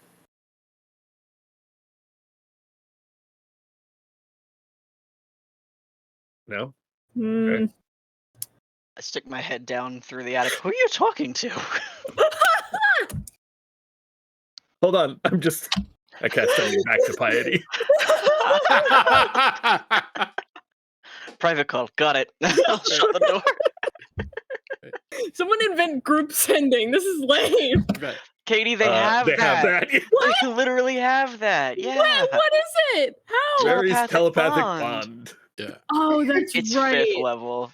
But don't you? Do you Yeah. have to be like close? You have to be like within a certain. No. No. Just No. to start it, yeah. For the initial casting, yeah. Then Yeah, it's across the exactly. fucking plane, baby. Right. For how long? How long? Like an An hour. hour. Yeah. I need Right. this. Unlimited.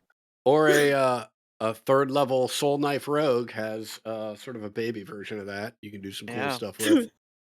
All right, next meet. You know, there's That's what it's gonna actually be. there is a feat in the Exploring Everon book that I meant to ask you about, Adam, because it basically turns the Kalishtar telepathy into that. Okay. But it doesn't matter. Sick as fuck. It's a little late. I took Sending I took the Discord feat from call. No worries. God, I need that. I mean, I will also point out that should you all decide that you want to have a conversation before bed, you're like 30 feet away from each other at this point. So, Like nothing is stopping. I pick up Yeah. my staff, bang the ceiling. yeah, Stick my head back hold on. down. We need to get Nim. Hold on. You rang? I thought Piety wanted to ask you something, but now Piety's not What? saying anything. I'm gonna walk over to what? What's happening? I'm confused now. We all live together. What is going on? All right, well, good night. Oh, you're not trying to water bed today? Oh wait, yes, absolutely, 100%, 110 fucking percent. Let me get the fucking. Yeah, since I want this since one to win because I it's want kind of this one fucked up if too. it wins. Yeah. I Just want this one to it's, win. It's also the most Just enough expensive bed situation self-care. we have. Yeah. but also just enough self-pity. And you know, Next. Okay. We will let the Yeah. D20 speak. And I think it has to be a 20 to win. But we'll I got see. a 19. 11. it's okay. That's pretty decent though. Not bad. It's okay for real bed to be the most comfortable bed Yeah. that you've tried. That makes sense. You know what? Since Exidia's not here, I'm sleeping in that chair. Let's see. Oh, Kaz, she's gonna know. She's oh gonna boy. sense it. Yeah. She'll smell it for sure. Listen, y'all are overhyping it. Oh my god, this bed is good. What do the rest? What do the other three of us and then Exidia? How are we going to go about, since we will be down for the rest of this adventure? We will be down Kaz. How do we want to go about finding this? We need to intercept the stone. Do we have any concept of what it was that Lord Gralhund, I think that's his name. Yeah, got it. Nailed it.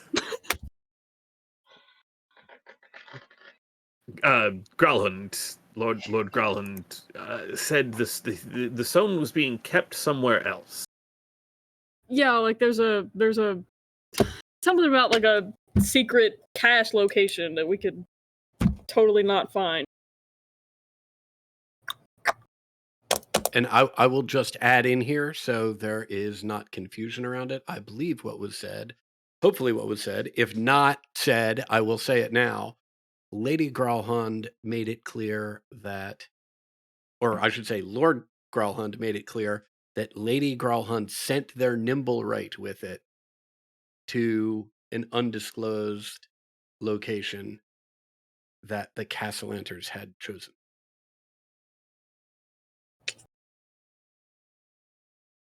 Okay. So that's gone. That's gone.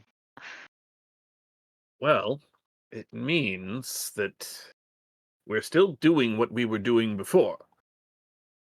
Tracking the Nimblewrights, right? It should do it, as long as we're able, again, to intercept and not catching it on its way back.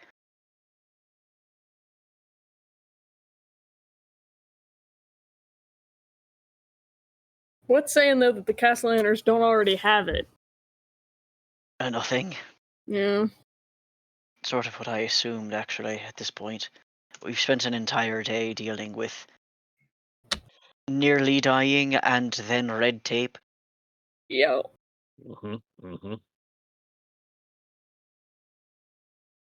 Counterpoint. I have to believe that they don't have it yet because it frankly sounded as though they were waiting.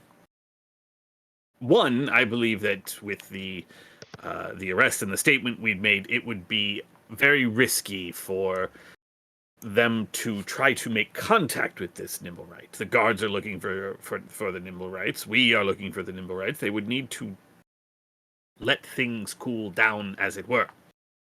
But if we take some of this evening, I mean, surely somebody saw this Nimblewright perhaps leaving the Growlhund estate, or perhaps we could find somewhere where it may have gone. Did you say tonight? Yes, well, we have barnacles and... Well, I was trying to think of a word with B for the alliteration, but bombasticness was all that came to mind, and that didn't work, and it's all I could think of now. But the I point grab is, you by the chin and make eye contact with you. I'm fucking tired. all right, I will do it myself.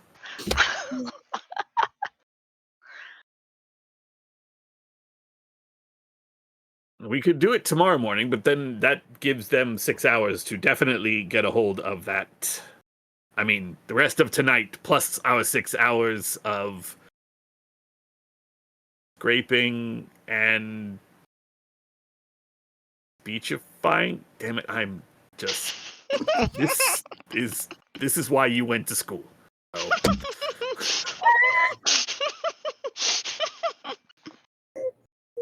Oh. Squaw, belly aching, squaw.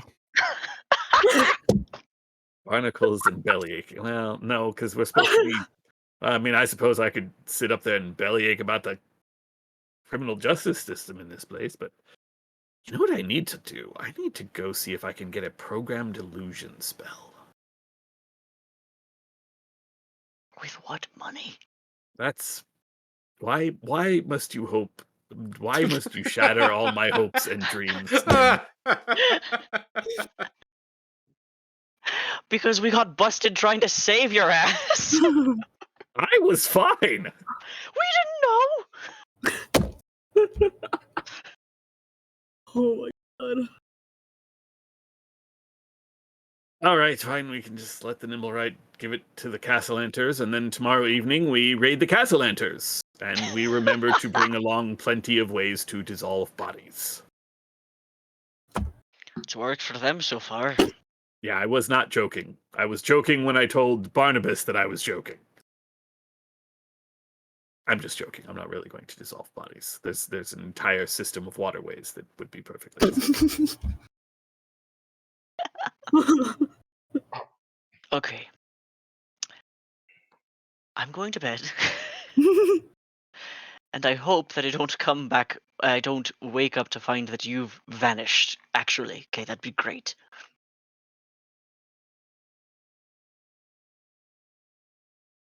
I make no promises. Is Potty with y'all or like I think- talking to y'all? I think I'm hanging around, right? I Maybe. thought so. Yeah. Okay. I thought you was just like laying in the waterbed where I was just in the chair this whole time, and they're talking about dissolving bodies upstairs. After this, I will all right, for real. Good night. See y'all. Barnacles, very exciting. Hate it here. And then Not as much as I do. Oh, Kaz. What's going on?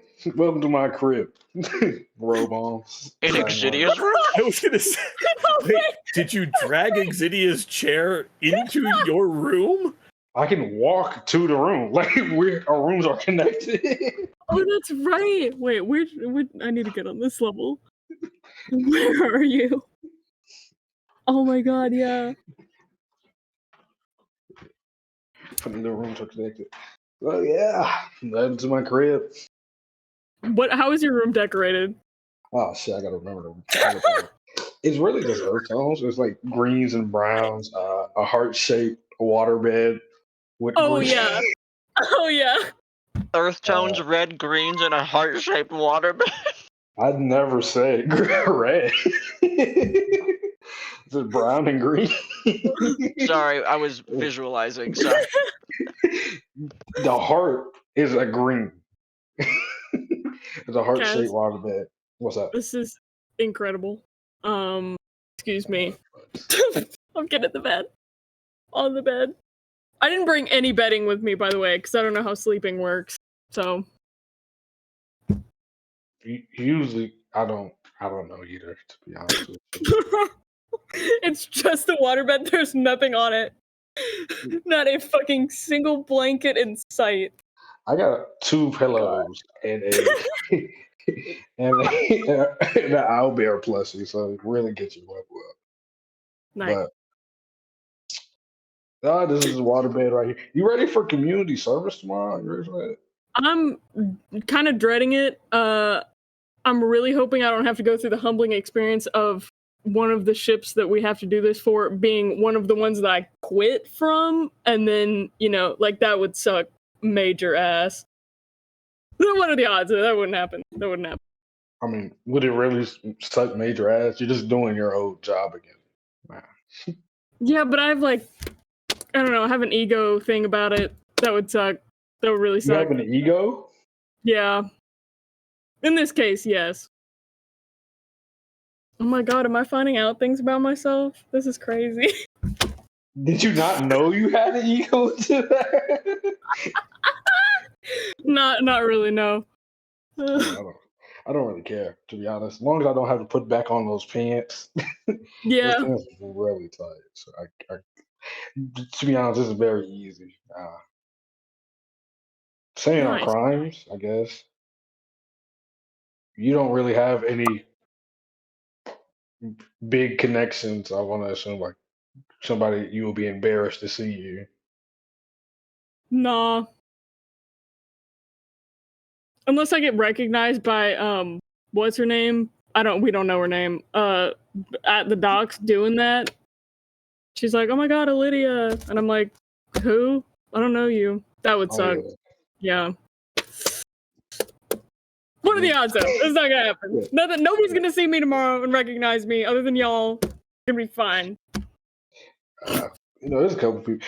Generally speaking, I just don't want none of these fine ladies to see me out there having to explain my crimes, basically. Yeah. There was this one Eladrin woman at a bakery. Oh yeah. No, she didn't have a bakery. Her friend had it. It's whatever, right? Yeah. I don't know. I barely talked to her. She's. Oh my god! If I see that orc woman, I'm gonna fucking die. Maybe I don't know. Maybe it'll showcase that you're What? honest and heartfelt. I don't know. You could play it up. You could make it work. Honest and heartfelt? I don't know, man. Oh, Maybe you could. how do you make calling out your crimes look cool and trust? Never mind. Yeah. I'm finna go sleep in Exidia shit now, man. Good luck. Oh. I wrote a 17, by the way, on this fucking chair. This chair is good as hell. Oh But, yeah. my god.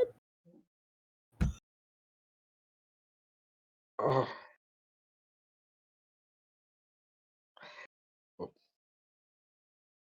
That's all I got for you. I'm sleeping in Exidia chair. Water bed, I guess. Not sleeping. I'm just kind of sitting in there for. All right, so you're just vibing in the chair. I forgot trancing in the chair. That's Trancing in the chair. Nim? Not a lot of sleepers in this chat, if I remember correctly. Right. Taking it easy in your hammock for the evening? Mm-hmm. Unless Corsonis wants to trade for some reason. Piety, your plan for the evening? Waterbed. Waterbed. Corsonis, your plan for the evening? Sleep. Okay. long rest for everybody. Thank God. Feels good, man.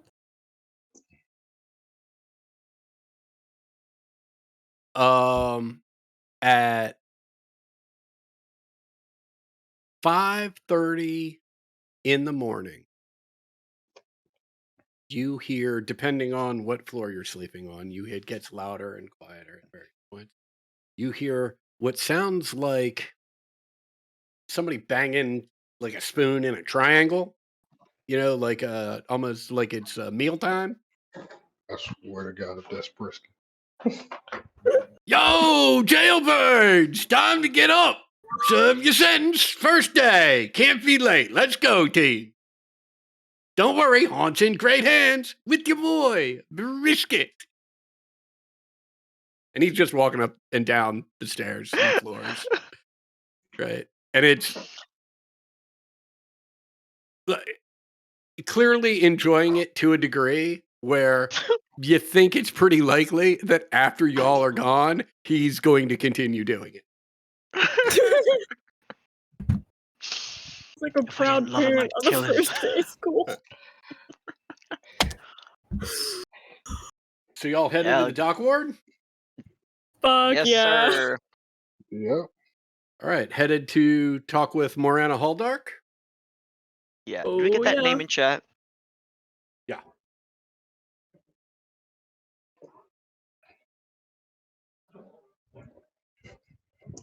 You roll up on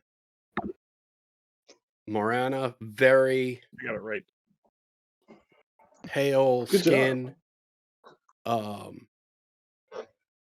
almost jet black hair, beard that has purple and gold threads sort of braided into it, and some jade stones ornamentally along the bottom. About 4 feet tall, almost as wide. All right, names. Okay, let me see. And looking down my list. Oh, look at this. Oh, these ships are a mess. You guys are going to have your work cut out for you. You're at the Sea Maidens Fair. Fuck. Let's just do our jobs, they said. Just do what they want us to do, they said. Give me a fucking spatula and I'll get started scraping barnacles. All right, you are. God, this guy must have never worked a labor job before. Sheep. I was boy. a shepherd. Shepherd? I never knew that about you. I told That was you. the first thing he told us. Okay, and I forgot, so now I never knew it. That doesn't mean you never knew it. That means you knew it and then forgot it. But fair enough. So it's basically, yeah, you see what I'm saying? Fair enough, Right. guys. Yeah. So much like a window washer's rig, there are ropes hung off the side of these ships with planks that are holding planks up, and you are positioned on these planks to scrape barnacles. Each of you, let's see, let's say Nim and Corsonis, you're on one plank. Piety and Kaz, you are on another plank. And you're scraping barnacles, and you're really only there for like 20 minutes before on each of your planks, 2 other people climb down. As they get closer, you can see that all 4 of these people are male drow. The other thing that is, I mean, a touch unusual is that not only is there of these individuals that climb down, not only is it the case that there is one of them that is almost the exact same height as each one of you, um, but they go through some effort to position themselves appropriately so that they are standing next to the individual that is um, about their same height. That whole process of them climbing down and rearranging themselves and at this point not saying a word to you, right? It goes by in about 2 or 3 minutes. Um, they Each of them then reach into their belts, pull out a hat, put the hat on their head, at which point they each look like each one of you. And they each say in some various way, "You need to go talk to the boss." And they pick up your tools and start scraping barnacles. Oh man. Is that what it looked like? I'm sexy The as the fuck. Oh the my per god. right the person turns to you, Nim, and says, "This is exactly what you look I do a little chef's kiss. like." I am damn unnerving to look at. Can all get out? Get up. Key difference is though that person's breathing. Yeah. Is this what Waiting, narcissism is? Oh my god. waiting on deck Oh. as you all climb these rope ladders up onto the deck of the ship is a gentleman in red leather thigh-high boots. And his G-string suspenders. I don't know how else to describe them. Right, but I think that's it the perfect is way to describe that. Zard who immediately Papyrus! It's Oh, hey! lovely to see you again. Yeah, and you. What's And up? goes in for a big hug. Oh yeah. Bring it in. So, it's Papyrus today? Sure. All right, then. Let's head on down. And leads you below decks into a rather tight, but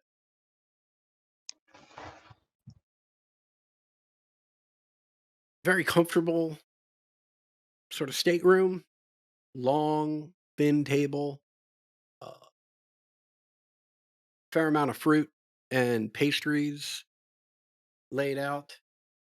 And at the far end, a gentleman with a wide brimmed hat, a big ass feather, and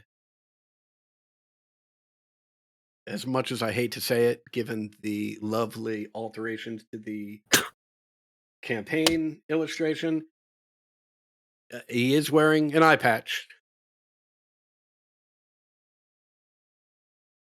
And, well, look who it is. Y'all have been making some wonderful progress in tracking down that stone and the treasures that it hides. I just felt like it'd be a huge waste of time having you scraping barnacles off my ship all day. Come, why don't you share some food with me? And he gestures for all of you to sit down. Yup. Love it here. Taking a seat. Yeah. Love it. This is my favorite. Being good. Yep. Okay. Well, I gotta say, I'm really impressed. I don't know if it's that y'all do such spectacular work or my agents are just terrible investigators, but you have outclassed them at every turn. The only reason we have any idea what's going on is because we have people inside the courthouse, well as informants around town that can tell us what wonderful progress you're making it on that staff for me. I do appreciate it very much. But feels like y'all in a spot where you could use some help. I think we have things under control. Is that so? You so you have a way of tracking down that crawl hun nimble right then, do you? Working on it. Well, perhaps this might help. He reaches into a bag and slides a metal contraption down the table towards y'all. Oh my god. That let me find out the range on this thing.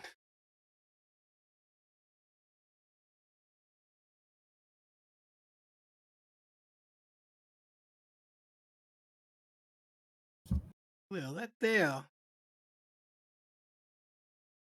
that's a machine help you find yourself a nimble rat.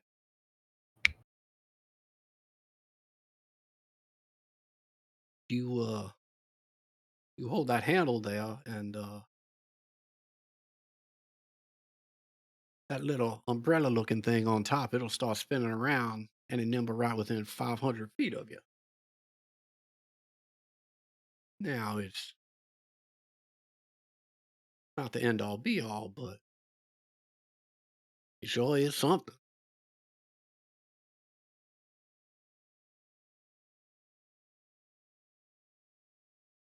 And also, seeing as how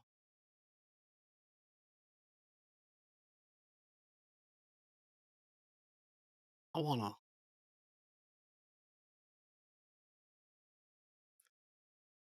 develop our friendship even more,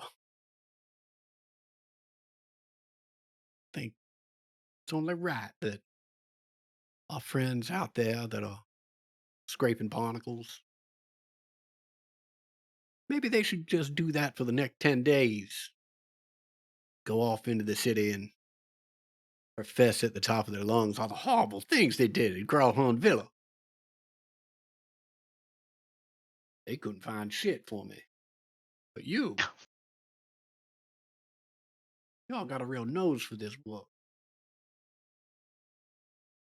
Hey, you can return all those dragons to this city. Or keep them for yourself. I don't really care.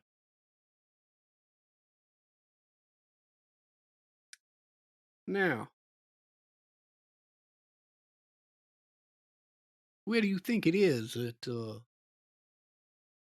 this Nimbarite took this stone? You got any lead?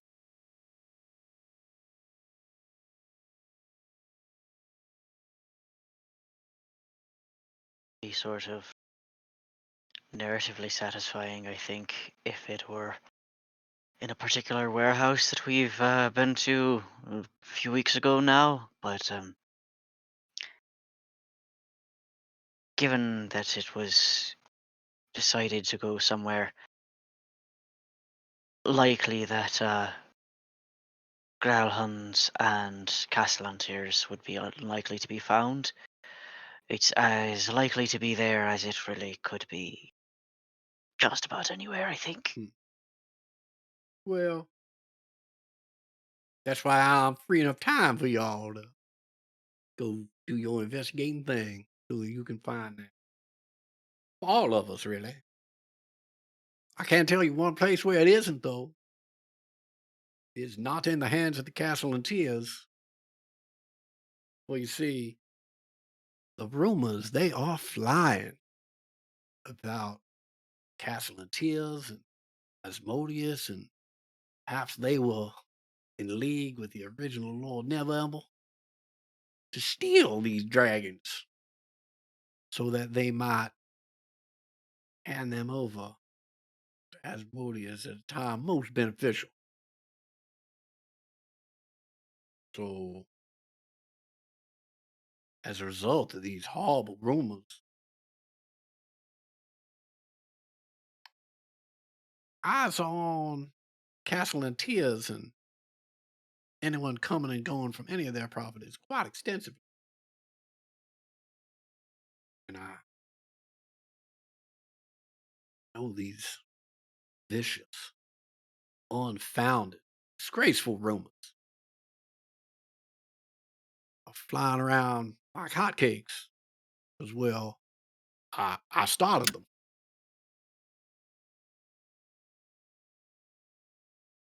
I just Careful figured with my that. Slandering a noble will get you community service. oh, well, I do like the disdain for authority in your voice, but I know this might come as some shock to you, but I am not at all concerned about powers that be here in Waterdeep. At least not those that keep order on the streets. I have much higher sights to impress. I feign shock and surprise and grasp at imaginary pearls. Ooh. Yeah, look out, there's another thespian in the group.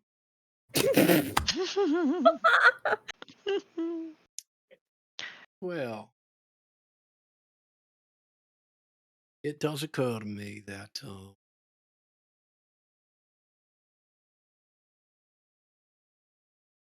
I have made this request, your assistance, and I have provided you some assistance of my own without the need to be asked, which I do think is the foundation and good building blocks for good friendship. But friendship is nothing without trust.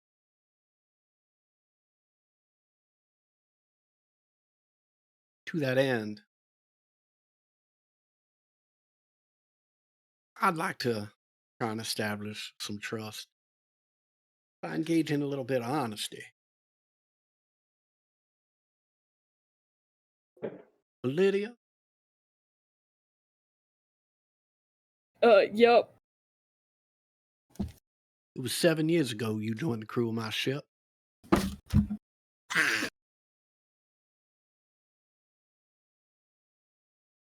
Your job was very simple. We picked you up, oh, about well, it was just south of Candlekeep, if I remember correctly, so pretty far south of here.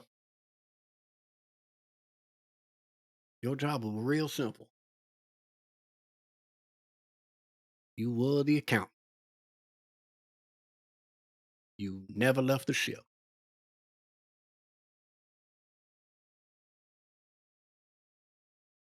Things seemed pretty well. Good 2 years or so. Took us another year to figure out that you were embezzling from us. Never did figure out who your accomplice was or where you were sending that money. Because as I said, you never left the ship. So 4 years ago, not on this ship, but on the sister ship across the way, we strung you up on that mast. And every morning, over 10 day, I'd come out, ask you Who was helping you? Every morning, every night. You didn't say a goddamn word. And after, every time I'd ask and you had nothing to respond to, I'd let one of the crew take a shot at you with a hand crossbow. Some of them missed. Most of them hit. After 10 days, you were a rotten mess. But you were not dead, and you still were not talking. Seemed pretty clear that's the way things were going to go. So instead of dragging it out, we drilled a hole in a rowboat, left one oar on it, cut your half dead body down, and dumped it in the boat, set you off to drift. I gotta be honest, I thought it'd be funny watching you either try to bail out the boat or row around in circles with one oar, try and do something to tend to your wounds. Thought I'd get a little entertainment. Instead, you stared me dead in the eye till that boat sank, and you with it. That's the last I saw of Lydia. Or so I thought. But guess what? My beef was with Lydia, and that price has been paid. So, whatever unfinished business you have that has brought you back,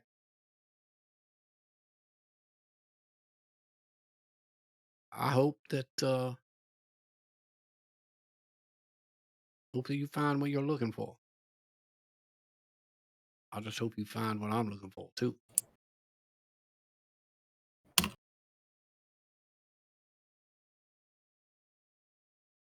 Heidi cannot fucking help but just have a big fat fucking grin on her face. Yeah, I see. It's not that frequently people get one over on old Darlaxle. But you I know, mean, it does happen. Which to reminds Lydia me, sounds like a hoot. to that end, this little cover that I'm providing for you, it's not just for my own benefit. Nim, Mm. tell your mom we're even Steven now. He like chokes on whatever might be in his mouth. Oh, I'm sorry. Is that news to you? Well, look at me spilling the beans. I guess this honesty thing can be fun too, you know.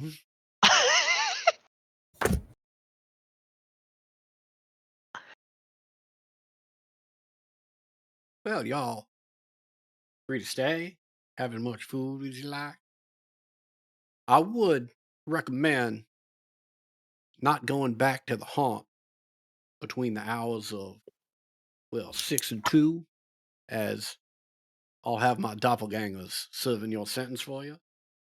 And after which, they will, they've been instructed to just hang out in the haunt in your characters until such time as you arrive and they can assume the guise of just regular patrons so that they might repeat the process all over again.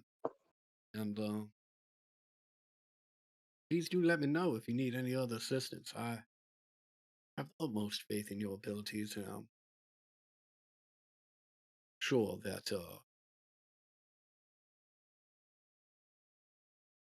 our newfound friendship and trust will just grow from day to day. I look forward to seeing what blossoms.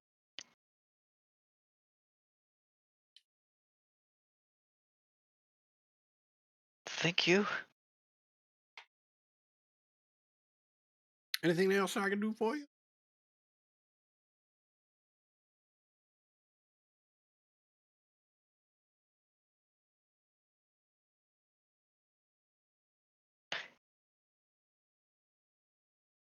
I want to ask what it was, I suppose, that you owed my mother for, but I have a suspicion that you're going to find it much more entertaining for me to find that out elsewise.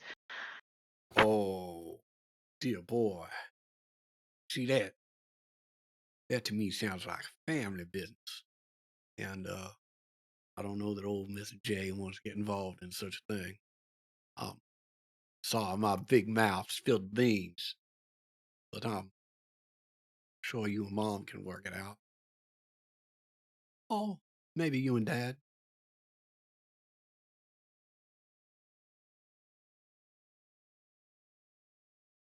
Yeah, okay. Hey, maybe we should just go get to work.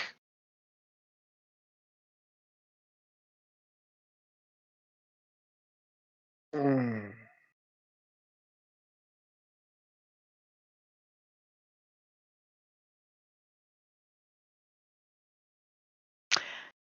Kaz, I'm going to be honest, I don't know what the fuck that meant, and I'm getting like getting up and getting my stuff. All right. What's the plan then? Well, fuck.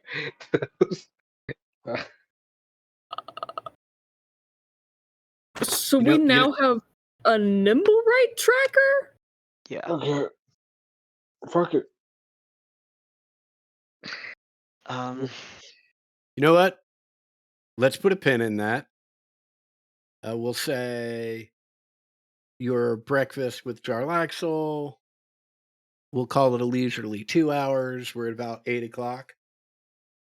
Let's see what's going on over at the prison at 8 Oh, a.m. yes, prison camp. Um, the let me see what I want to do here. The guards come in to your cell, Exidia. At this point, other than the fact that you were able to get a long rest in, um, you don't really know how much time has passed. They bring you up. You can tell just by the number of flights of stairs that you climb that they're bringing you up again to what would be the second story of the courthouse, the same story that the courtroom and the judges' chambers were on. However, this time you are brought into a room and it's just you and Barnabas. And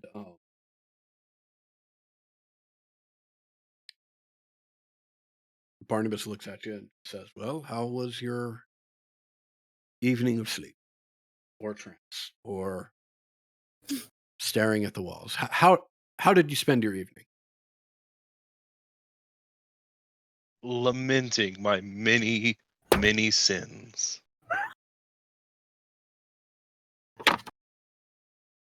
Well,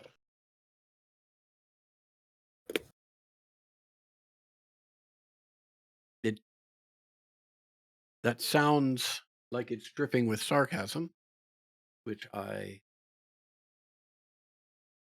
hope you can see is not serving you well into this situation. Look, your friends are out on a relatively light agreement. And I don't know for certain whether or not they think it is right or they think it is just, but it is clearly something that they thought they could agree to in exchange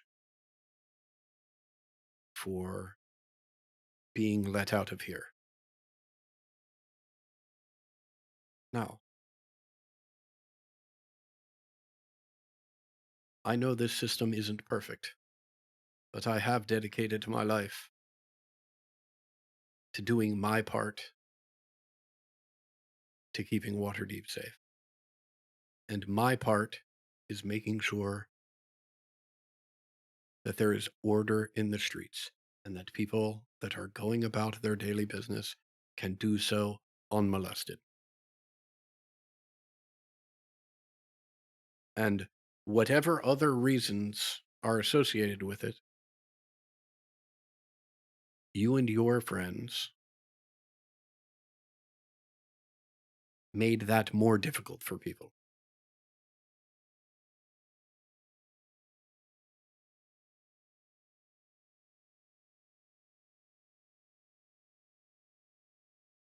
I'm not suggesting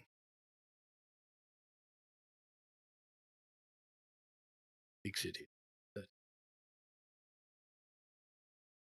you need to completely agree with how we do things or why we do things. But in a situation like this, where you have run afoul of the rules that have been established, all I am asking is that, much like your friends were able to do, please don't shit all over the people that have made it their life's work to defend this city and to abide by these rules. Now, let me ask again. How was your evening? Do you need anything? Just tell me what I need to agree to so I can help my friends.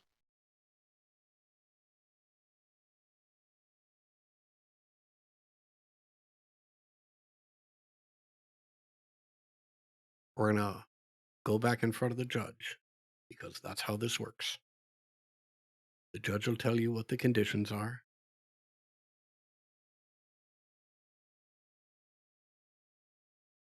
And in most cases, I would say, simply keep out the sarcasm, keep the answers as simple as possible. But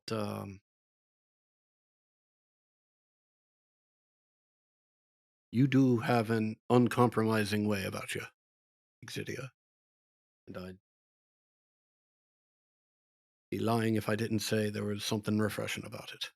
But it is not serving you well in this circumstance. So perhaps as little as possible from you during the conversation. Think you can manage it?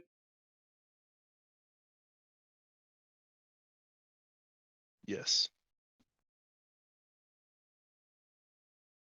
Claps a hand on your shoulder and says, "Well said." He walks you from this room back through the courtroom, back into the judge's chambers. Judge just like, "Okay, round 2. We have come to an agreement on a course of action with your friends. In your case, I'm willing to do the same with time served. The agreement's quite simple. For the next 10 day, for you it'll be 9 days actually. Sentence having started this morning. You'll be required to report to Morana Huldark in the dock ward every morning at 6 a.m. for the next 9 days. You'll spend 6 days scraping barnacles, after which you'll be assigned a street corner, and for 2 hours, you will need to proclaim publicly what it is that's got you in this situation.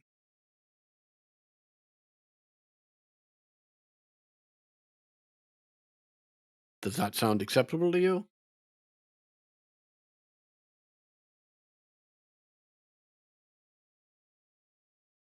Yes, I will help people clean boats, and I will talk on a corner.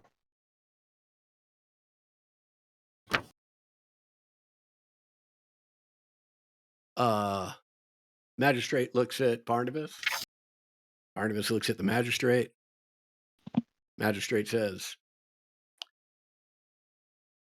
I think we best conclude this interaction before either one of us says something that makes it go south. And he gestures toward the door, and Barnabas walks you out. You are sort of given all the same paperwork as everyone else.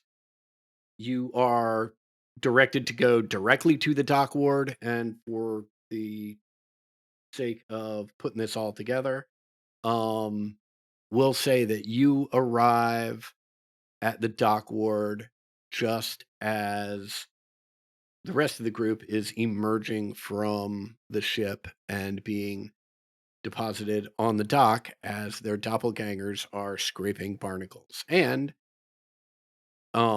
as you arrive, you witness someone scramble down one of these rope ladders down to a plank hanging off the ship, right? And put on a hat and immediately look exactly like you and just start scraping barnacles.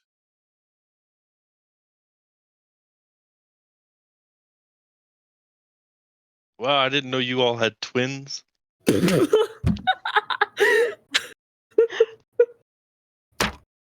Episode title. Oh my god.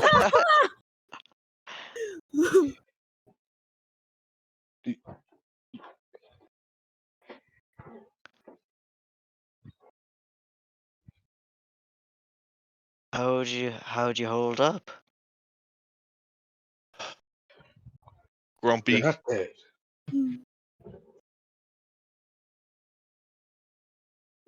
Cletus get to you?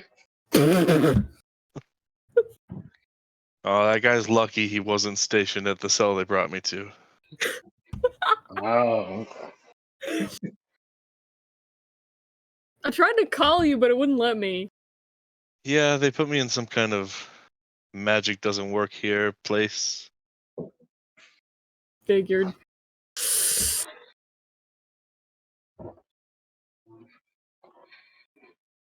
Okay.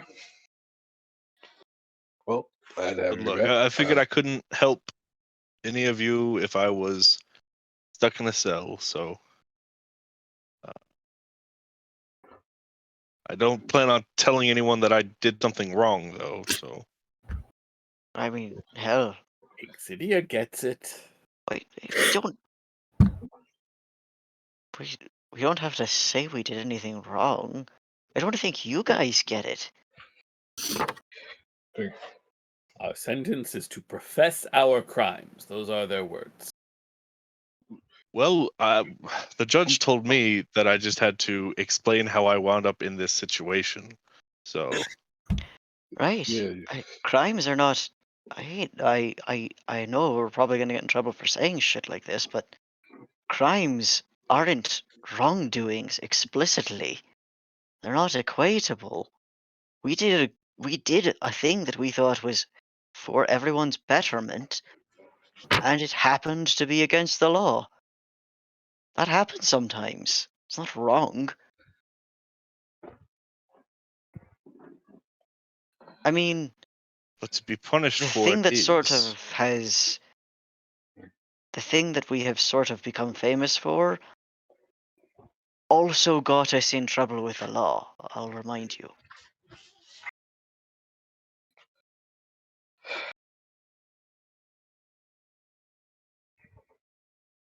But let's go do more good things unscrupulously and certainly against the law, because we don't have a whole lot of time.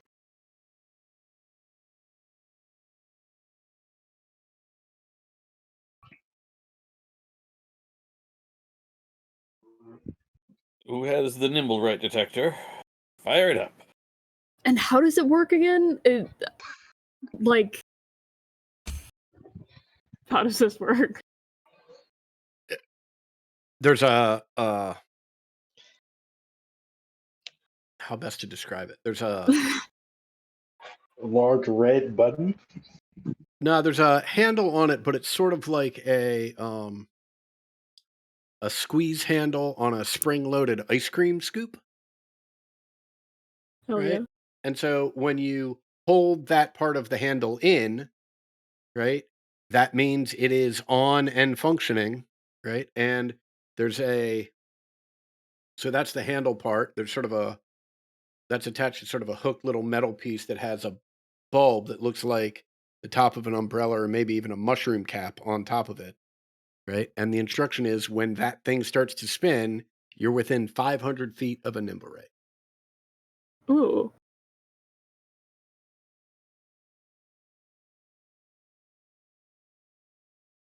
Which is certainly helpful. The question is, how helpful is it, or how helpful can you make it in a city the size of Waterdeep? Mm-hmm. Yeah.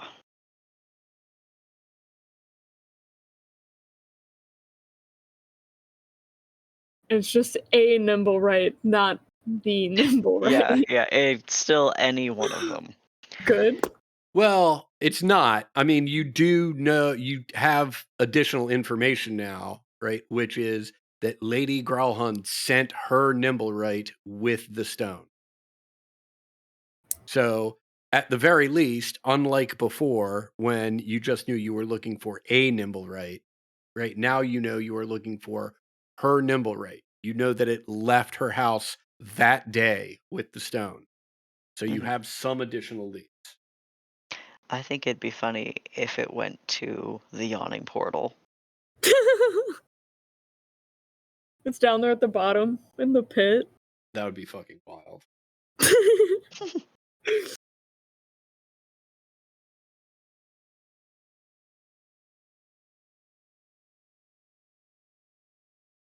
Honestly, that's the only lead I have, is that narratively it would be more interesting. It'd be cooler if we would be. Like it's D&D at the end of the day. Sometimes you follow the narrative patterns because that will actually it's actually correct. It happens sometimes.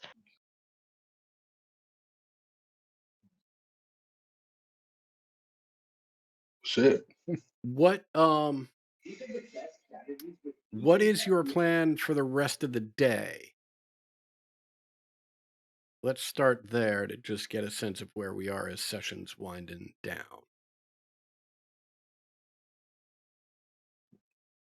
So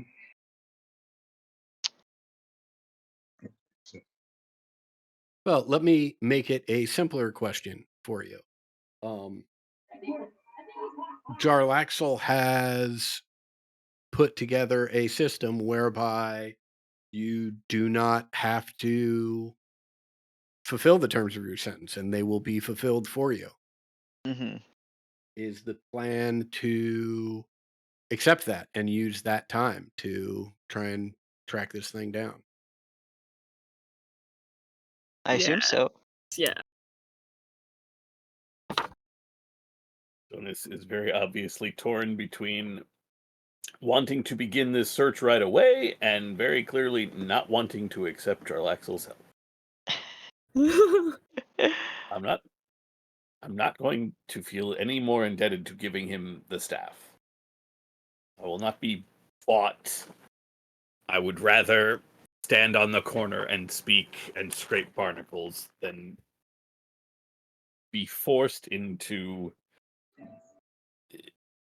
giving him a powerful relic which could simply be taking Waterdeep safety even worse directions. The man's psychotic. How dare you? He just described in great detail the way that he tortured and brutalized our friend's previous life. Oh yeah, you No. missed that, Exidia. I would say you'll have to fill me in, but I mean that's up to you. I don't know if that's a No, touchy. I'll tell you. No, it was cool. Okay. I mean, it was horrible to hear about, but I mean, that wasn't me. I mean, it was, Yeah. but I Kind of don't like remember it. hearing like finding out that your mom did something really badass. Yeah, exactly. Kinda ish. I mean, I was cool before, like fucking cool. I'll start I do telling her. have to Like, say, the fact that you stared him in the eyes while you slowly drowned and bled to death. that shit's Oh, yeah. hardcore. Yeah, that's fun. Yes, I'm not gonna perfect lie. word to describe it. Yes, absolutely. Yes. See, that's the kind of standing in the face of bullshit authority that I respect. Why do you hate High-fiving authority so much? I don't hate all authority. Like, whenever the tribunal happened and I was banished from my tribe, like I accepted that. I was for that. Like I respected the decision of the elders. Absolutely. It's this ridiculous system that I don't respect. I Why? don't think any of us respect it. It's just a matter of, Well, I won't pretend to respect it either. I mean, that's going to continue to cause problems. Yeah, that's causing a problem for all of us. Like, if that judge really felt like it, he could have said, "Yeah, fuck it, all of y'all go." I mean, Regardless, we are out, and as long as these decoys are in place, this is not something we have to deal with. What we do have to deal with is finding this Nimblewright. That, I think, should be our focus, and I think that we can do it. I think that it might be best. I can't believe I'm going to say these words. It might be best if we split up. why? We only have one device, but we all have eyes. And frankly, this is a big city. There is a lot of ground to cover. We are looking for a Nimblewright in a city. Let that sink in. One Nimblewright in all of Waterdeep. But we have a few ideas of where it might have been. We know where it started. We know it started at Gralhund Manor. We know where it ultimately wants to get to the Castlanters. We know where their estate is. So we can assume, do we have a map of Waterdeep?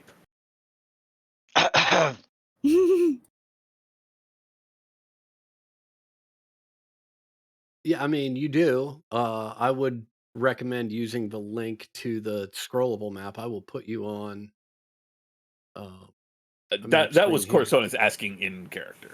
Yeah, that To was be Nim clear. clearing his throat. We can assume, if we know where the Castlanters estate is, and I believe that is over here.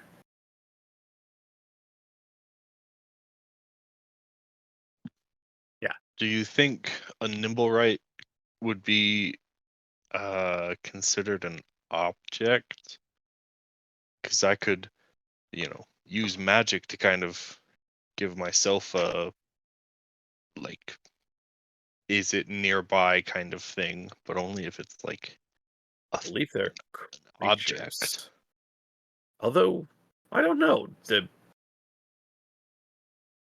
Well, he's supposedly holding the stone, Yes, so I yes, could just locate the stone. yes. See if Oh, that no, I was can- going to say that that's a bit awkward of a question, because there was Nimblewright Nim, and that was certainly beyond an object, I would say. It created life. This is all a little esoteric. My point is, and he will point at 2 points, Growlhund Villa and Castellanter Villa. We can narrow down all of Waterdeep to probably somewhere along this area. Delzorin Street, it would look like. I think one group should start at Castellanter's Villa, one group should start at Growlhund Villa, and we simply walk towards each other. It's possible that it's hiding on one of the adjacent streets, or is in a building, or something along those lines, but this is a normal nimble right, not a nimble right. This is getting awkward.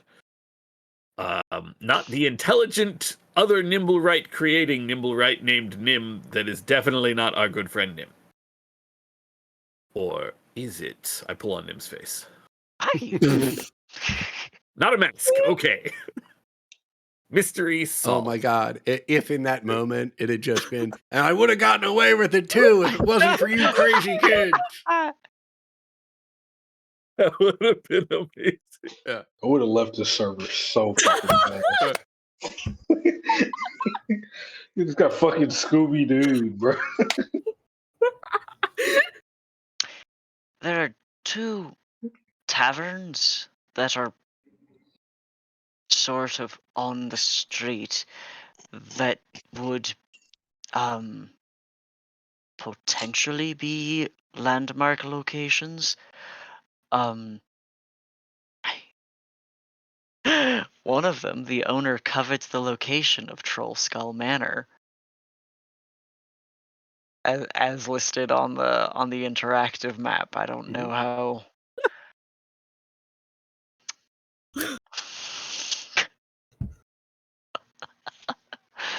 Well. Realistically, there's a lot of villas. Since all of it's between the Seaward and the Northward, it's where all the rich people live. There's only the 2 taverns on Delzorin Street. Be a real shame if anything ever happened to the Seaward.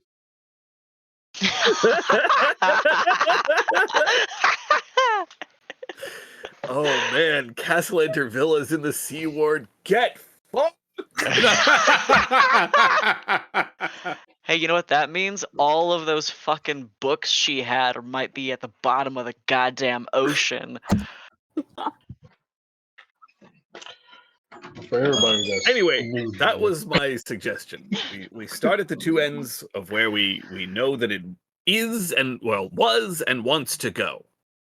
It's I mean, even if, and he gestures towards Exidia, it is not an object. They are certainly not meant to be the, as we have seen by the ones currently in the basement of Troll Skull Alley, they are not meant to be the brightest of creatures. I suspect that a direct route would be the Important question. Mm. If we were to start at opposite sides of Diddlesordan Street, one, it is fairly close actually to Troll Skull or to the Haunt. Very close actually. And that might be an issue as far as staying out of the view of our jailer. Also, if it were the case that one half of us were to find the nimble right before the other half, Mhm. we then are half staffed. It's a nimble right, but track I it until the other remember group joins Piety us. suffering pretty bad under the assault of one of them. Yes. I don't think Piety by herself can handle one. To be fair, Piety. I walked up to the bitch and it was swinging. So My suggestion would have been that Piety and I are on separate teams because we can both contact the other group should one group find the thing, and then you simply follow it unless, you are in a position where it's either fight it or it enters the Castellanter Villa. As for evading the guards and not being seen near the alley itself, I think Exidia has demonstrated on multiple occasions your ability to not be yourself.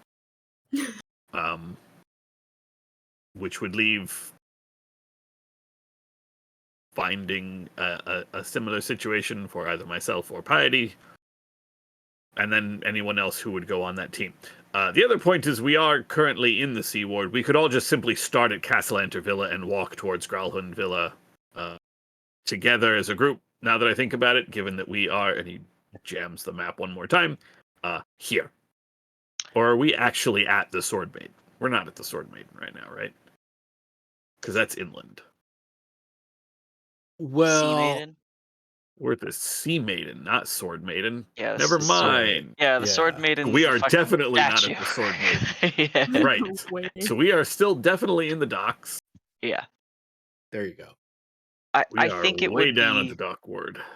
So if this is the route we wanted to take, which is to search Delzorin Street, and I don't think that's a bad choice. I think we should start on the west side of Delzorin and walk westward to eastward.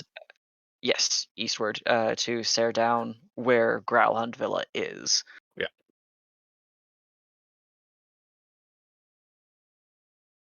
And your plan is to do that essentially this afternoon. Is that correct? Yeah, I think so. That's my thought. Okay. Great. What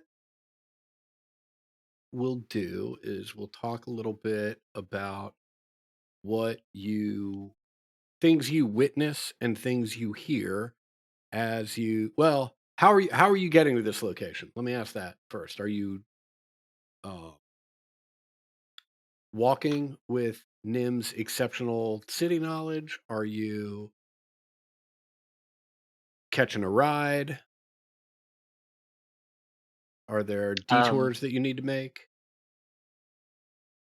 I thought City Secrets would be a good path because then we don't have to necessarily be walking main road, Mhm. and that might do Great. us some good. Great. And I don't think we have money for a cab. I will make a point Along- to, Yeah. Fearbold, disguise self, and Mhm. just look like a human of normal height. Excellent. Noted. I am kind of tempted to Wait, like you can turn into people too? Oh yeah, I mean, I'm not actually transformed. I'm just, it's an illusion.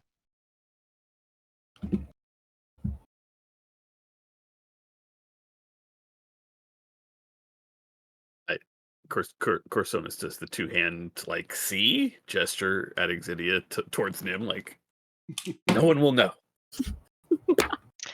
Great for her because she was definitely the scariest looking amongst us. And I'll look at Piety. oh come on, it's not my fault. But Look, we from should- afar, you all look like anyone. From afar, I look like a very tall pink thing. Okay, we get it. You're not like that, girl.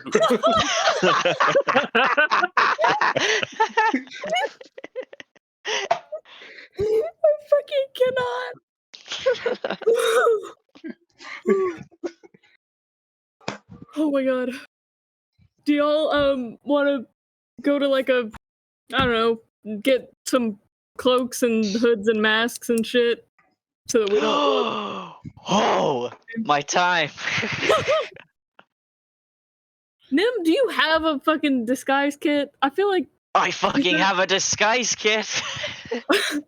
I mean, like, obviously not my place to say. I am just here to play third parties and adjudicate otherwise.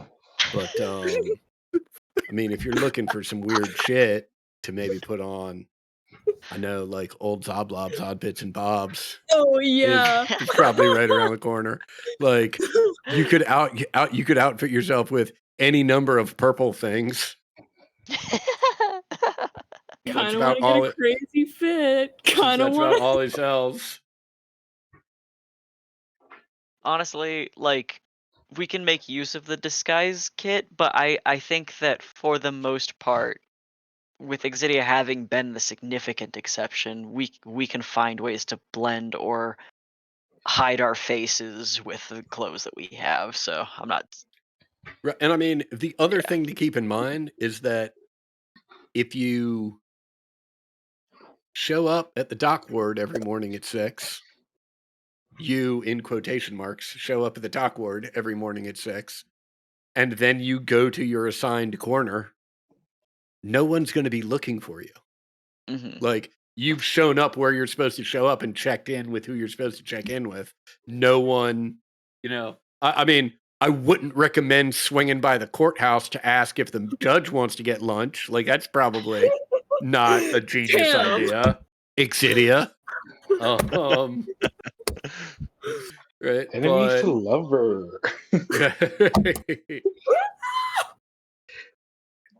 um,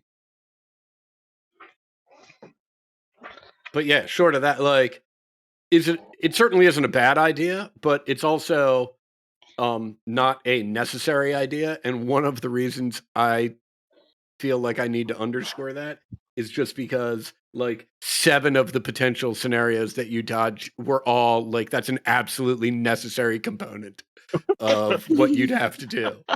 Right. But y'all navigated that with much more tact than I thought was going to occur. So Listen, we were brats to the cops, but you know. fair enough. Things you learn on your walk through the city, whether it is to buy more disguise materials or to buy simple cloaks and perhaps some masks or just some more nondescript clothing, or if it's just a beeline to the castle. Um, the first thing, which is very easy to ascertain, particularly because of the side streets and back alleys and dingy, lightly traveled paths that Nim is taking you through the city, is that City Guard is out in force and they are rounding up Zentarum like it's nobody's business. Um, you have seen many doors and gates and just buildings that have been smashed in or raided, all of which you can see that black winged dragon indicating that it is a safe spot for the Zentarum. Um, and uh, uh, a couple of them you come across, and there's still some city guard presence, but in most cases, hell, by midday, like these raids have all taken place, and whatever was there, whoever was there, they are gone. Right. Furthermore, as the day wears on and as you travel further northward, um,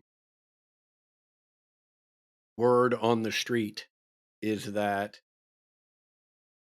there is a serious crackdown citywide on the Zentarum because the city now believes that they have, over the course of the past month and a half, essentially taken out contracts on several different noble families. And so they are, the city's essentially going to war with. However, those are not the only rumors that you hear. You also hear a fair number of rumors about the Castellanters. Uh, y- some of those rumors are about them being devil worshippers. Some of them are about them worshiping Asmodeus specifically. Some of them are about them being in league with the Zentarum to kill other nobles. Some of them are about them being in league with Xanathar to kill the Zentarum. Um, there are any number of rumors circulating about the Castellanteers, and I'd say for every one that you either know or believe to be true, there's another 10 that either sound outlandish or are just clearly complete bullshit. But it does seem like the whole city is buzzing about them and their intentions and what they plan on doing next.